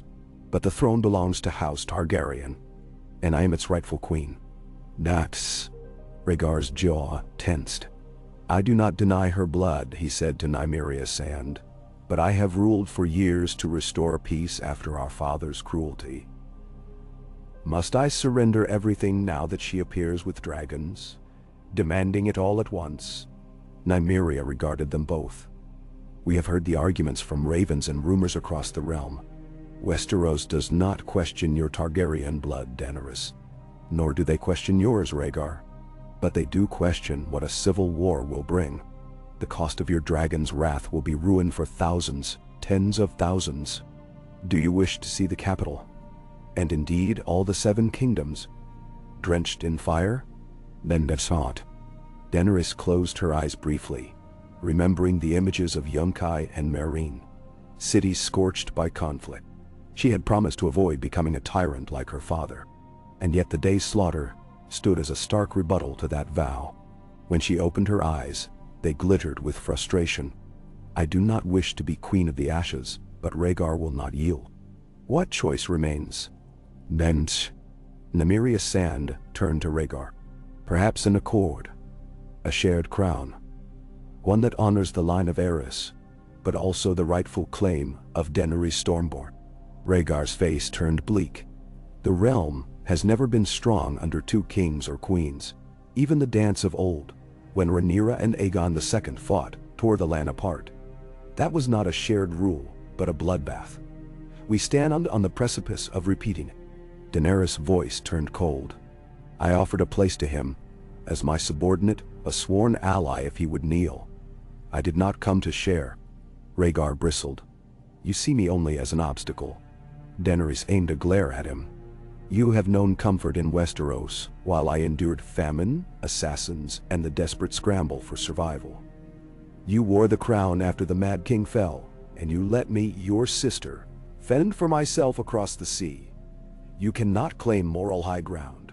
If I am ruthless, it is because no one showed me mercy when I was helpless." Silence hung between them. Nymeria Sand drew in a measured breath. "I understand your grievances. Yet the question is, how do we avert the further devastation of the realm? If we cannot find a truce, more blood will soak these fields. Dorne has come with men and resources, but we do not come to pick sides blindly. We have ties to both of you. We have lost kin to your father's madness, but we also lost kin in Robert's rebellion that followed." Her gaze shifted between them. "I will not watch another generation of Martells die for Targaryen folly." Behind her, a small retinue of knights from the Reach rode closer. Their banners displayed the golden rose of House Tyrell and the tall tower of House Hightower, as if to signify that not only Dorne, but the south and southwestern lords had come to intervene. One of these knights edged forward. He removed his helm, revealing a tired yet resolute face. "We have the authority of our lords to broker a peace," he said. "We've sworn to stand by whomever will ensure stability. But if that means standing against both of you, we will do it." The small folk cry out for an end to the fires. "Doubt Sentes. Niwo." Daenerys bristled at the notion that these lesser lords might dare threaten her. She was the mother of dragons, not some usurper. Yet, as she surveyed the battlefield, the twisted corpses, the charred husks of men and horses, She felt the weight of their words. The day's carnage already marred any claim she had to a gentler reign. How many more would have to die before the throne was decided? Rhaegar rubbed his forehead, feeling the grime cling to his skin. He saw his men, wounded and exhausted, leaning on makeshift crutches, or kneeling beside the dead. If the lords of Dorne and the Reach truly joined Daenerys in earnest, his cause would falter, and King's Landing might burn. But if they joined him, Daenerys might be cornered, forced to unleash her dragons in greater fury. Either way, the realm would bleed. "I have tried to find a path to peace," Rhaegar said at last, his voice quieter than before. "I offered my sister a chance to join the ruling council, to share governance. But she rejected it. Perhaps my proposal was not enough. Perhaps the old wounds run too deep." "Now then what?" Daenerys' anger flared. "What you offered was a seat beneath your power. If I have a rightful claim, it should not be diminished by your charity." Nymeria Sand cast a look at the lingering armies. The tension rippled there. Men gripping weapons, dragons crouched in the background, archers with arrows nocked. One spark could reignite the carnage. She lifted her head, letting the acrid breeze stir the lengths of her hair. "We cannot force you to terms. But we can, and will, stand against whichever side refuses to consider them. Dorne will not watch Westeros burn for yet another Targaryen feud." Daenerys' lips parted in an incredulous half-smile. "You would challenge my dragons with your spears?" she asked, a note of underlying threat. "You have seen what happened here today. These men who follow Rhaegar have many who lie in ash. Do you wish the same fate?" Nymeria Sand's jaw clenched. "Yes, I've seen. I also know that dragons are not invincible. And even if we all die in the attempt, we will not stand aside while the realm is ravaged. So ask yourself, Daenerys Stormborn, will you continue down the road of absolute destruction and be known forever as a queen who brooked no negotiation? Or will you open your hand to a peace that could spare thousands of lives?" "Listen now." Rhaegar listened, stunned by the unwavering resolve in the Martell woman's tone. He recalled how passionately Oberyn Martell had fought for his sister, for House Martell's honor. These were that man's heirs. They would not yield to fear or intimidation. A trembling breath escaped him. "If we continue this war, the outcome is uncertain. Perhaps my sister's dragons will prevail. Perhaps my men will find a way to kill them. Either way, Westeros will suffer an unimaginable toll. The last Targaryen war nearly ended the line. I cannot put our people through that. But I also cannot let you claim the throne without some form of compromise." Nesim Tor. Daenerys stared at the ground, at a fallen spear, its wooden shaft stained with gore. Her reflection glimmered faintly on a puddle of congealing blood, reminding her how far she had come from the timid girl who once trembled at Viserys' threats.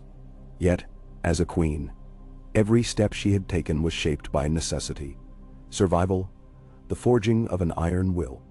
Now, confronted by a realm that would not simply kneel, she felt her convictions waver. The dream of triumph was layered with the nightmare of devastation. She raised her head, scanning the horizon. Drogon hissed, restless, shifting his injured leg. Rhaegal and Viserion cut silhouettes against the burning sky. "What form of compromise do you imagine?" she asked, voice forced calm. "We both cannot sit on the Iron Throne." Nymeria Sand hesitated, glancing at the night from the Reach. Neither said anything for a moment, as though they had not expected to get this far. Then, slowly, Nymeria spoke. "A regency, a co-monarchy, a formal arrangement that acknowledges Rhaegar's years of stewardship while granting you legitimate rule. Titles can be arranged. If a marriage alliance is possible, it would seal any question of division. The realm hungers for unity." A hush fell. Daenerys and Rhaegar exchanged startled looks. Marriage had not entered either's mind, at least not in any direct sense. Their father's legacy of incestuous Targaryen unions cast a dark shadow over that path. Yet House Targaryen's history was built upon such customs. Even Aegon the Conqueror had married his sisters to maintain the purity of Valyrian blood. Was this suggestion truly more shocking than continuing a war that would drench the capital in flame? Daenerys' mouth felt suddenly dry. Our line has, in the past, wed brother to sister. It is not unusual for Targaryens, though many in the realm see it as a vile practice. She paused, glancing at Rhaegar, who studied her with equal discomfort. Yet, a union might quell the question of succession, she admitted reluctantly, assuming the realm could stomach it. Rhaegar lifted a hand to wipe the soot from his lips. My sister, you and I have never truly known each other. Our father's madness estranged our family, and we were scattered to the winds. His voice caught, briefly. I do not relish the idea of forcing a bond that is purely political. Still, if it spares the realm. Daenerys inhaled shakily. The notion, once appalling, now drifted in her mind as a potential key to peace. Could she truly unify House Targaryen by wedding her brother? She recalled the old scrolls she had read of Targaryen tradition, how the blood of the dragon was kept strong. Even across the narrow sea, she had heard tales of how the faith in Westeros frowned upon such unions. But the faith might bend if it meant averting a bloodbath. Would it be enough to end this day's horror? Nymeria Sand watched them both. I do not claim to be a matchmaker, she said wryly, but the entire realm trembles at your conflict. If you can find any solution to your claims that does not involve further war, most of the great houses will support it, even if it means reviving old Targaryen customs. Dan, no. The knight from the Reach cleared his throat, looking uneasy. It might not be well received in every corner. Many will condemn it. But the alternative is to see the Crown Lands, if not the entire continent, torn asunder. Daenerys cast a glance toward Drogon, who had begun to rest his injured side on the ground. Black scales rising and falling with labored breath. Her beloved dragon, wounded in a war that might yet intensify if they refused this offer. Rhaegar's men too were battered and exhausted, uncertain whether they would live to see another dawn. She felt the weight of destiny pressing upon her shoulders. To concede her absolute rule felt like betrayal. She had sacrificed so much, endured so many betrayals. Yet to continue fighting risked murdering thousands more. Rhaegar looked toward the western horizon. A swirl of dust formed a haze over the battlefield, half concealing the corpses left in the wake of clashing steel and dragonflame. More than once, he had prayed for a sign that House Targaryen could heal itself. Now confronted with a possibility that might unify them, he found himself strangely reluctant. Would he truly share a bed and a crown with a sister he barely knew, who despised him for not saving her in exile? Could she trust him, or he her? He gazed into Daenerys' violet eyes. Beneath the lingering anger, he saw flickers of uncertainty, echoes of the fear that shapes a person hardened by pain. He recognized a reflection of his own burden. Could they forge something new from the ashes? Stepping forward, he spoke more quietly, aware that the Martell and Reach envoys watched. I do not know if we can reconcile our grievances in one day. But if you are willing to attempt it, Daenerys, I will stand beside you. The realm cannot endure another generation of war. If a marriage alliance is the path to peace, I will not refuse, though I confess the idea troubles me. We would have to ensure the realm's acceptance, or we risk rebellion anew.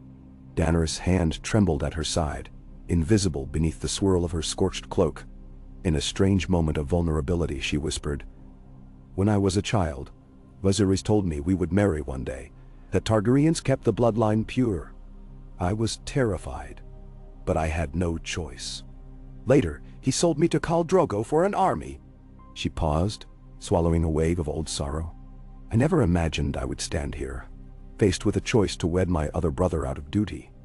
Yet the cost of rejecting this might be too high. We Targaryens have spilled enough blood to fill an ocean. Nymeria Sand allowed the silence to linger, the hush punctuated by the distant groans of the wounded. Finally, she said, I will speak for Dorne in pledging our support if you pursue this union. The Reach will likely do the same, though they will demand certain assurances. You must promise the realm that you will not revert to the cruelties of the Mad King.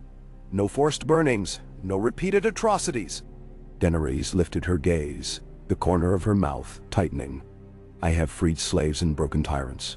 I am not my father. Then she looked to Rhaegar. And you, there must be a vow, that the horrors of the rebellion's aftermath will not repeat themselves. Rhaegar inclined his head, eyes reflecting weariness and a faint sliver of hope. I have worked for years to heal the realm. I will continue to do so. Daenerys let out a breath, steadying the swirl of emotions within. The idea of uniting Targaryen lines, forging a new era with her brother, was as daunting as it was surreal. She remembered Drogo's fierce love, tempered by a harsh world. She remembered Dario's bold flirtations, Jorah's unwavering devotion. She had walked a path strewn with heartbreak and betrayal. Yet none of that prepared her for this possibility. Slowly, she squared her shoulders. Then we agree to talk. Properly. This field is no place for forging the future. Let us find a more suitable setting. Treat the wounded. Bury the dead. We owe them that much. Rhaegar's chest rose with a shaky breath. Agreed. We can send for healers from the city, from the surrounding holds. Our men are in dire need. So are yours. A curve of relief passed over Nymeria Sand's face. She raised her arm, beckoning to the lines of Dornish and Reach riders. They began to move in carefully, forming a protective boundary around the battered armies. Soon, scattered tents and supply wagons were directed onto the field, while outriders galloped away to gather more provisions. Call for maesters, and alert the city that a temporary truce had taken hold. Daenerys returned to Drogon, stroking his scales with a trembling hand. The dragon snorted, eyes flicking at the knights who approached with caution. She looked back toward the lines of Unsullied. Grey Worm, though stoic, showed clear fatigue in his stance. Her heart clenched at the sight of so many loyal soldiers lying among the fallen. Yet a spark of determination flared. If this arrangement saved even one more life, it might be worth the sacrifice of her pride. Rhaegar likewise moved among his men, offering quiet words of reassurance, instructing knights to stand down and allow the newcomers to organize triage tents. Wounded men moaned, many beyond help, others with injuries that could be saved if tended in time. The stench of death grew stronger as the evening's shadows lengthened, but a hush of relative calm replaced the earlier screams of war. Torches sprang to life in a wide ring across the battlefield, forming pools of flickering light that revealed the gruesome aftermath. Through the gloom, the dragon's roars grew sporadic, echoing with a forlorn edge. Daenerys supervised some of her Dothraki, who began collecting their own fallen, chanting low dirges to honor those who would ride no more. Across the way, Rhaegar instructed his men to do the same for their dead. In this battered expanse, once farmland, there were no stables large enough to house the dragons, no inns to shelter so many soldiers. The night would be spent under the open sky, with only the promise of a parley at dawn to guide them towards some uncertain future. As darkness claimed the field, Daenerys found herself standing near a makeshift brazier that burned hot amid a cluster of tents. A slender maester, face haggard, crouched over an injured Unsullied to wrap a bandage. Farther on, a circle of men from both sides knelt around another fire, exchanging quiet words. Perhaps they recognized each other from a time when there was no war, or perhaps they simply clung to any warmth in a night that felt colder than any in living memory. She felt a presence beside her. Glancing up, she recognized Barristan Selmy, the white-haired knight who had once served her father. He carried a weary sadness in his eyes. "Your Grace," he murmured, inclining his head. "I never thought I would see another Targaryen war. But here we stand, teetering on the precipice of some resolution." She folded her arms, gaze drifting toward the shadows where Rhaegar's army had made camp. "It is not the resolution I expected," she admitted. "I wanted to rule. The rightful queen, come to cast down pretenders. But now I stand poised to share a crown with a brother I barely know." Barristan bowed his head respectfully. "Your father's reign ended in madness. Prince Rhaegar tried to stop it, or so rumor says.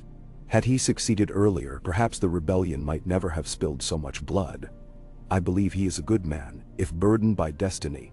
For what it is worth, Your Grace, you are good as well, so long as you hold fast to mercy." Daenerys bit her lip.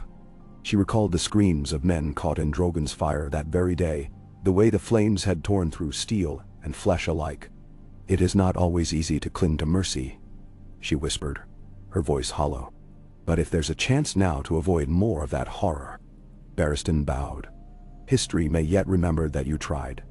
Sleep if you can, my queen. Dawn will bring negotiations, and you must be strong."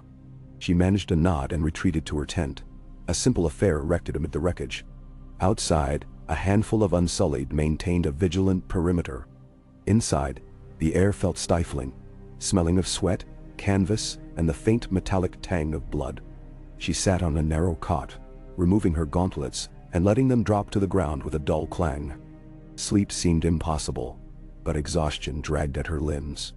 Memories of the day's carnage replayed behind her eyes. Far across the camp, in a tent hastily arranged from canvas bearing the Red Keep's insignia, Rhaegar likewise wrestled with the ghosts of the day. He sat at a small folding table where a single candle flickered, shadows dancing on the tent walls. A quill and parchment lay before him. He tried to compose a letter to his daughter Rhaenys in King's Landing, to let her know he lived, that the battle had paused. His hand shook. Each time he dipped the quill, words failed him. What could he say? That he might soon wed her aunt, forging a bond that ran against the realm's traditions? That he had turned the battlefield into a pyre? At last, he set the quill aside. Instead, he prayed in the privacy of his heart for the souls lost that day, for the men who had fought under his banner, believing him to be the rightful Targaryen king. He prayed for Daenerys, that she might find in herself the strength to temper the fury she had shown. And he prayed for the realm, that it might not shatter further beneath the weight of Targaryen ambition. Dawn arrived in a muted hush. Gray light filtered through the lingering smoke, revealing the contorted shapes of the dead scattered across the plain. The army stirred, their movements slow and stiff after a night spent under the open sky. Crows flapped overhead, driven away from the bodies by soldiers who hurriedly dug shallow graves or erected funeral pyres. The stench of decay pressed down on them all, threatening to suffocate even the bravest among them. Daenerys emerged from her tent, cloak pulled tight around her shoulders. She saw Rhaegar across the field, conferring with his lords. It struck her again how similar yet distant they seemed. Both of Valyrian features, both shaped by the Targaryen flame, yet separated by years of strife. Nymeria Sand stood nearby, speaking quietly with a half-dozen Dornish captains. She caught Daenerys' eye and gestured in invitation. The queen nodded, stepping toward the group. A sudden hush fell as she joined them.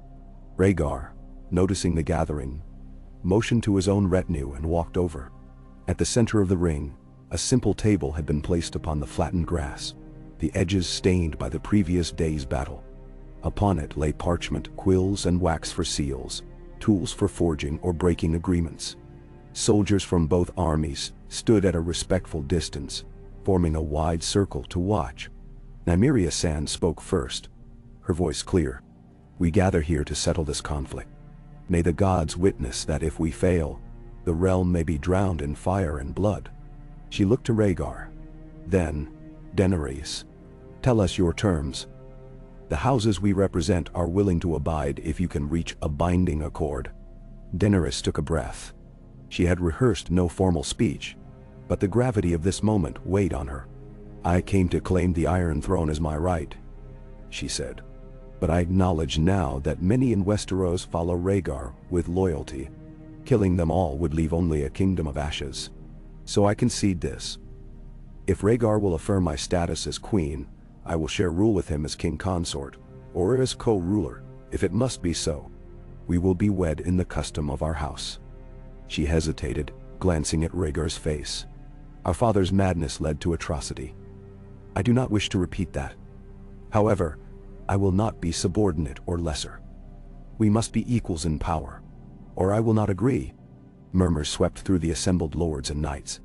Some looked taken aback by the boldness of the proposal. Others eyed Rhaegar, waiting to see if he would accept such an arrangement. The idea of a Targaryen brother and sister joining hands would undoubtedly spark controversy. Yet many here had also seen what the dragons could do. Rhaegar's gaze moved from Daenerys, face to the ground, then back again. He felt the swirl of memory. The father who had once threatened to burn cities, the old prophecy that the dragon must have 3 heads, the uncertain path that had led him to war. Could he truly set aside the crown's solitary claim? Could he open his arms to this sibling who had returned with such fury? He forced the roiling thoughts to quiet. "If we do this," he said softly, "it must be as equals. I cannot subject the realm to a queen who might turn to fire and blood at every slight. We must have checks on our power, counselors from both sides. A small council that unites lords loyal to each of us." Daenerys inclined her head. "Agreed.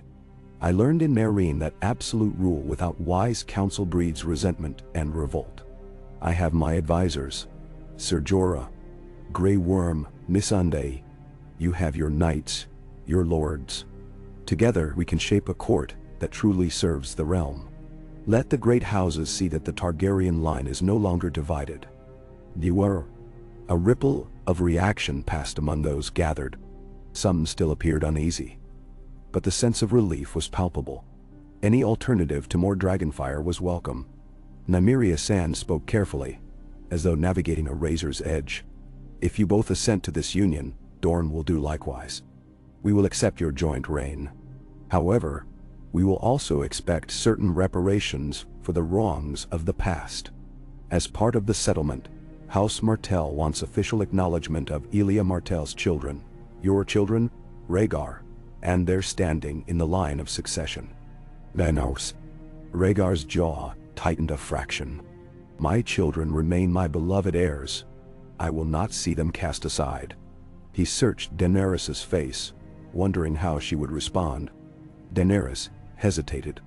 In another world, those children might have been her nephews or nieces to cherish. In her current life, they were potential rivals for the throne. Yet her heart was not so hardened that she wished them harm.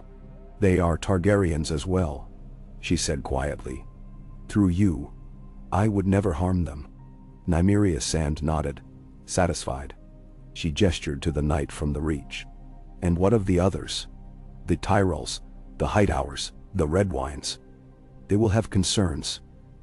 A Targaryen union does not guarantee their safety if the dragons decide to enforce your will by fear alone." Daenerys leveled her voice. "My dragons are a tool, not a device for tyranny. I use them to break the chains of slaves in Essos, to overthrow despots who crucify children. I will not become what I hate. Let the lords understand that if they keep faith with the crown, they need not fear dragonfire." She paused, allowing the quiet to settle over them. "But if they turn traitor and seek to overthrow us, they will see what happened here multiplied." Rhaegar inclined his head. "We must remain strong, or the realm descends into chaos. The crown is not a plaything. But let us build trust through fair rule. We will reinstate the laws protecting the small folk, ensuring justice in the courts. If the lords fear the dragons, let them look first to their own conduct. So long as they honor the new Targaryen reign, the dragons shall guard them, not burn them." Nanan, Nymeria Sand, and the other envoys conferred in murmurs. At length, Nymeria faced the Targaryens again. "Dorne supports this plan. We will carry your message to the rest of the realm. But we expect you both to adhere to your promises. Any suspicion that either side aims to seize sole power will reignite war." Daenerys nodded, a faint sheen of perspiration on her forehead. "Whether from nerves or the warming day." "Very well," she said. "I will do my part. Let me be clear. Any man or woman who refuses the new rule and tries to undermine it will see me and my dragons arrayed against them. But those who kneel willingly will find me a just queen." "Day." Rhaegar swallowed the knot in his throat. The moment felt unreal, a pivot in his life that would forever alter House Targaryen. Marriage to his sister, a shared throne. Would love ever grow between them, or would it remain a cool alliance of necessity? He glanced at Daenerys, sensing the same uncertainty reflected in her eyes. "We must draft the terms, present them to the High Lords for ratification. We will need a grand coronation in the capital to cement the new order." "No." Daenerys managed a small nod. "And a wedding, presumably, in the eyes of gods and men." The hush that followed echoed with the weight of history. Neither sibling took the final step to seal the arrangement with any gesture, but the words spoken before the assembly carried all the gravity that was needed. Soldiers from both armies exhaled in relief. Some exchanged wary glances, as if uncertain how this new peace might unfold after so much bloodshed. Others gave silent thanks to the gods that they had survived the day. Nymeria Sand cleared her throat, as though recalling them to the practicalities. We must gather maesters and scribes to formalize the treaty. There will be details about lineage, about your children's claims, and about the rightful place of Rhaenys and the others. She shot a guarded look at Daenerys. You will be queen, but you will not erase those who came before. Daenerys stiffened. I have no desire to erase them, but let the realm be clear. From this day forward, I reign with Rhaegar. I am not some princess or secondary consort. Rhaegar's voice emerged in a murmur. We are equals. Let there be no doubt. The circle of lords, knights, and counselors nodded in solemn unison. A few began scribbling notes on parchment, drafting early lines of a treaty that might hold the realm together. Around them, the hush of the battlefield began to break with small sounds of relief. Men returning to their tents, the scrape of armor being removed, the low sobs of those who had lost friends. Some might never accept the Union, but with the might of Dorne and the reach behind the new regime, along with the fear of dragons overhead, open rebellion seemed far less likely. As the morning wore on, healers tended to the wounded under watchful supervision. Daenerys and Rhaegar worked separately with their own captains to ensure the ceasefire held. Word traveled fast across the battered lines. The Targaryen siblings would share the throne in marriage, forging peace. Some soldiers eyed each other with disbelief, especially those who had lost dear friends in the conflict. But for most, the end of fighting was enough reason to rest. Near midday, Daenerys stood by Drogon, stroking the dragon's muzzle. The bolt wound had crusted over, but it still bled slowly when he moved his wing. With help from a maester who had tended to exotic creatures, they applied salves and bandages. Drogon bore the indignity grudgingly, huffing smoke through his nostrils. Viserion and Rhaegal perched on higher ground, watchful. One wrong move from any of Rhaegar's men, and they might unleash flame once more. But no such move came. Rhaegar, for his part, rode a fresh horse around the perimeter of the field, seeing that men from both armies began the arduous process of clearing the dead. He paused more than once to help lift bodies onto makeshift carts, ignoring the rank odor of decay. When at last the sun climbed high, he felt an ache in his chest that was more than mere fatigue. Each face of the fallen reminded him how close they had come to complete ruin. If not for the timely arrival of Dorne and the Reach, the battle might have raged on until nightfall, with no souls left to parley.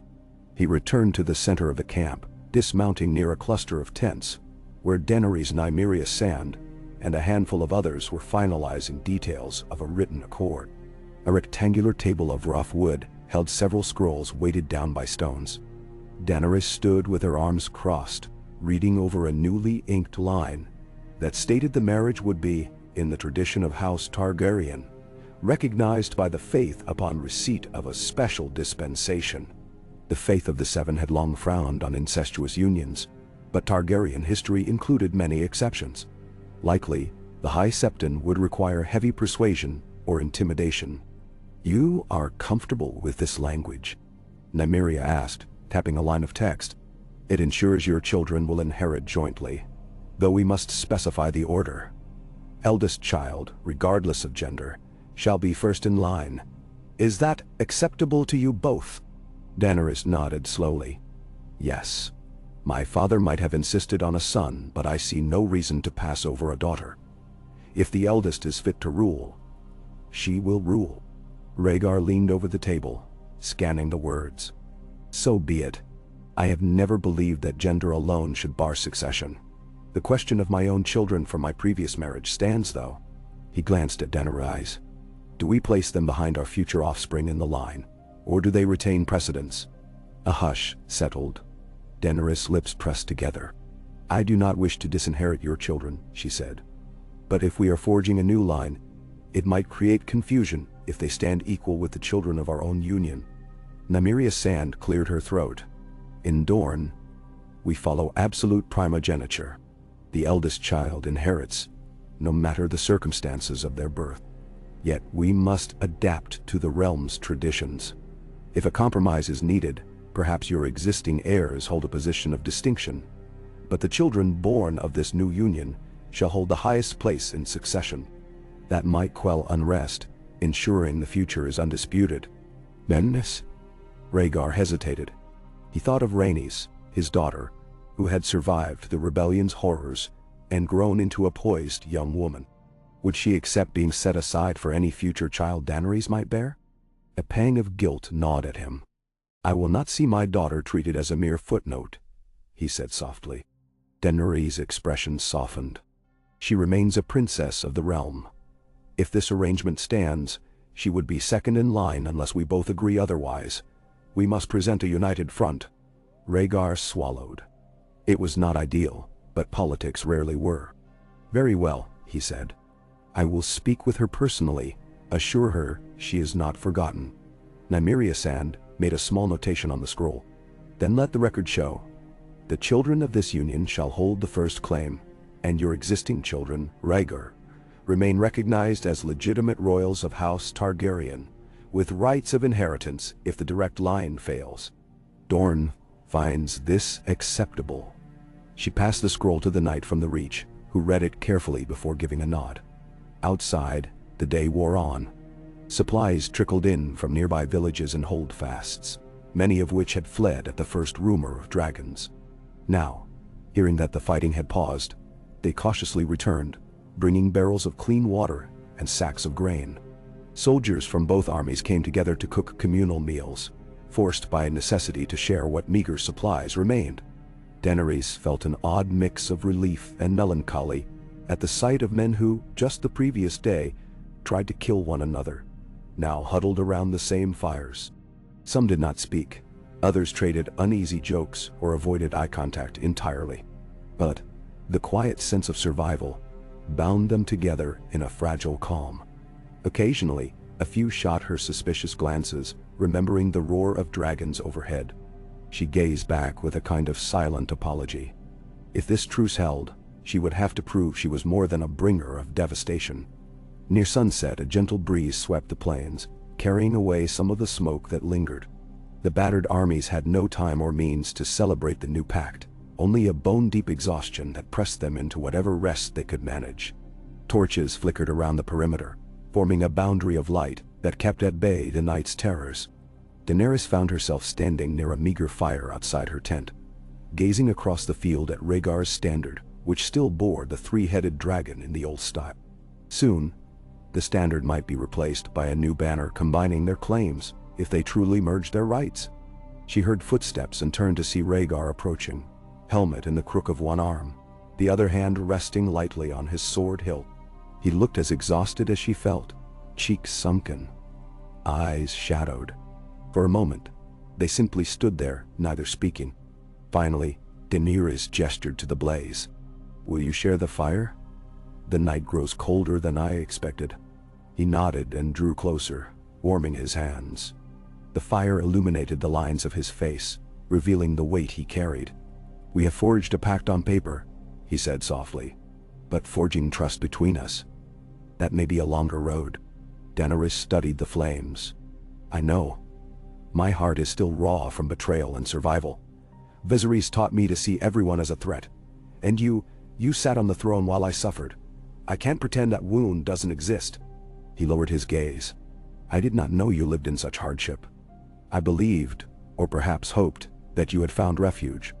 When I tried to send gold or ships to Essos, I found no trace of you.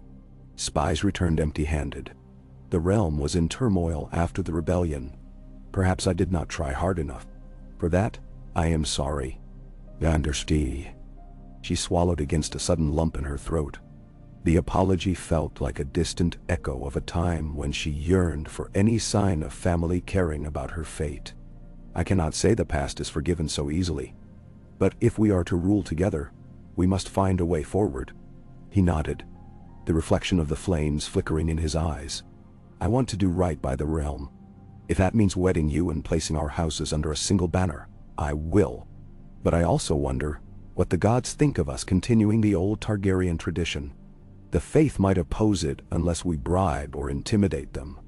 Daenerys exhaled a soft laugh, laced with bitterness. I learned long ago that the gods seldom intervene directly. We must do what we must for our people, or else condemn them to death. They lapsed into silence, listening to the crackle of the fire.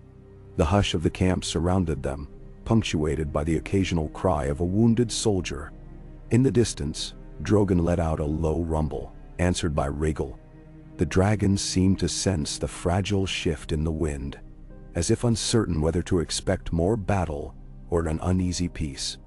At length, Rhaegar sighed. We should sleep while we can. Tomorrow we march back toward King's Landing.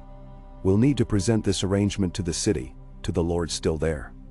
The crowning must be public.